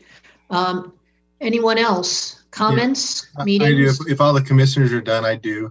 Sorry, sure. I'll wait till the commissioners are done. Sorry, right. One quick note. With regards to future agenda items, Cal Water was referenced previously. I just want to add my voice to interest in having Cal Water speak, and in particular on their climate assessment, which they had promised to do sometime back. And I say that noting that we have had very little rain. It's entirely possible that we will be heading again into significant drought conditions, and I think we really need to keep our eye on that ball. So I'm eager to have them come back and talk to us about their plans that were not well articulated, let's say, last time. Hope we can do that relatively soon. Thank you. And if I may, through the chair, we'll second that. And then also we received an email, I think today, the commission did about a potential bike project or of concern between South Delaware Street from 5th Avenue to 1st Avenue. That would be great to follow up on and hear from at a future meeting. Sure. Okay. Yes. Thank you. Brad, would you like to close on up here on this final item on our agenda tonight? Yeah. Thank you. A couple of things. I really appreciate Commissioner Lorraine bringing that up about you willing to help out. I recently have had the opportunity through this COVID situation to visit a beach community, and where I found on my morning walk just residents with buckets and sticks picking up things on the beach and around the boardwalk, and so that's really what it's going to take, right? All of us pitching in. The city, we just don't have the luxury of having multiple staff members that can go do everything for everyone. So I hope this community will take that charge up and really turn the corner, because I think that's what it's going to take, right? All of us pitching in together. So to update you on the January 13th meeting, so this, as Sarah presented the stormwater issues tonight, but she'll bring the funding analysis to you on that meeting date. The bicycle and pedestrian plan update is on that night, and Commissioner Nunez, I think we'll make sure that that's the item you brought forward and what the resident brought forward is addressed during that meeting as well. As part of that presentation, we also have the review and approval of Verizon small cell applications. There's a change I think you got an email about that we're dealing with, and so that's a tentative item. So I'm not sure if that'll be ready to go. And then in February, all we have right now is a citywide maintenance plan. But on the items to be scheduled, as you have mentioned, the Cal Water issue, that's on there as for an item to be scheduled. Not sure when that will be committed to you, but that'll be for Azalea and company to do so. And once again, I just want to thank you for your kind words tonight. It's been a pleasure again to serve San Mateo, and I have to say my family's been behind me all this way, and especially my wife who is patient with me and keeps me grounded. So she's been a big player in the success that I've had. But the success I've had is also truly attributable to the wonderful staff and colleagues I have at the city of San Mateo. So thank you once again. Okay, great. And thank you. And once again, Brad, good luck. This is your final commission meeting. So how many have you been through? Probably what, 6 times 12, 48 meetings at least? Yeah, I would say that's probably pretty close. I mean, I guess we kind of were dark once or twice, at least once a year, I guess. So somewhere around 40 or so. Yeah. So so 40 or so. But thank you. Yeah. And thank you to the public, staff, commission for hanging in. It's a little after 10 o'clock. This meeting is adjourned. And our first meeting, first Sustainability and Infrastructure Commission meeting for 2021 is January 13th. And we outlined some tentative agenda item. I do look forward and hope that the citywide mass maintenance plan does show up in February. I saw it was originally on January, and now I'm finding it's out into February. So let's try to keep that into the February meeting. And on that note, wishing everybody the best holiday season, given the current COVID conditions, and stay safe and good night. Thank you.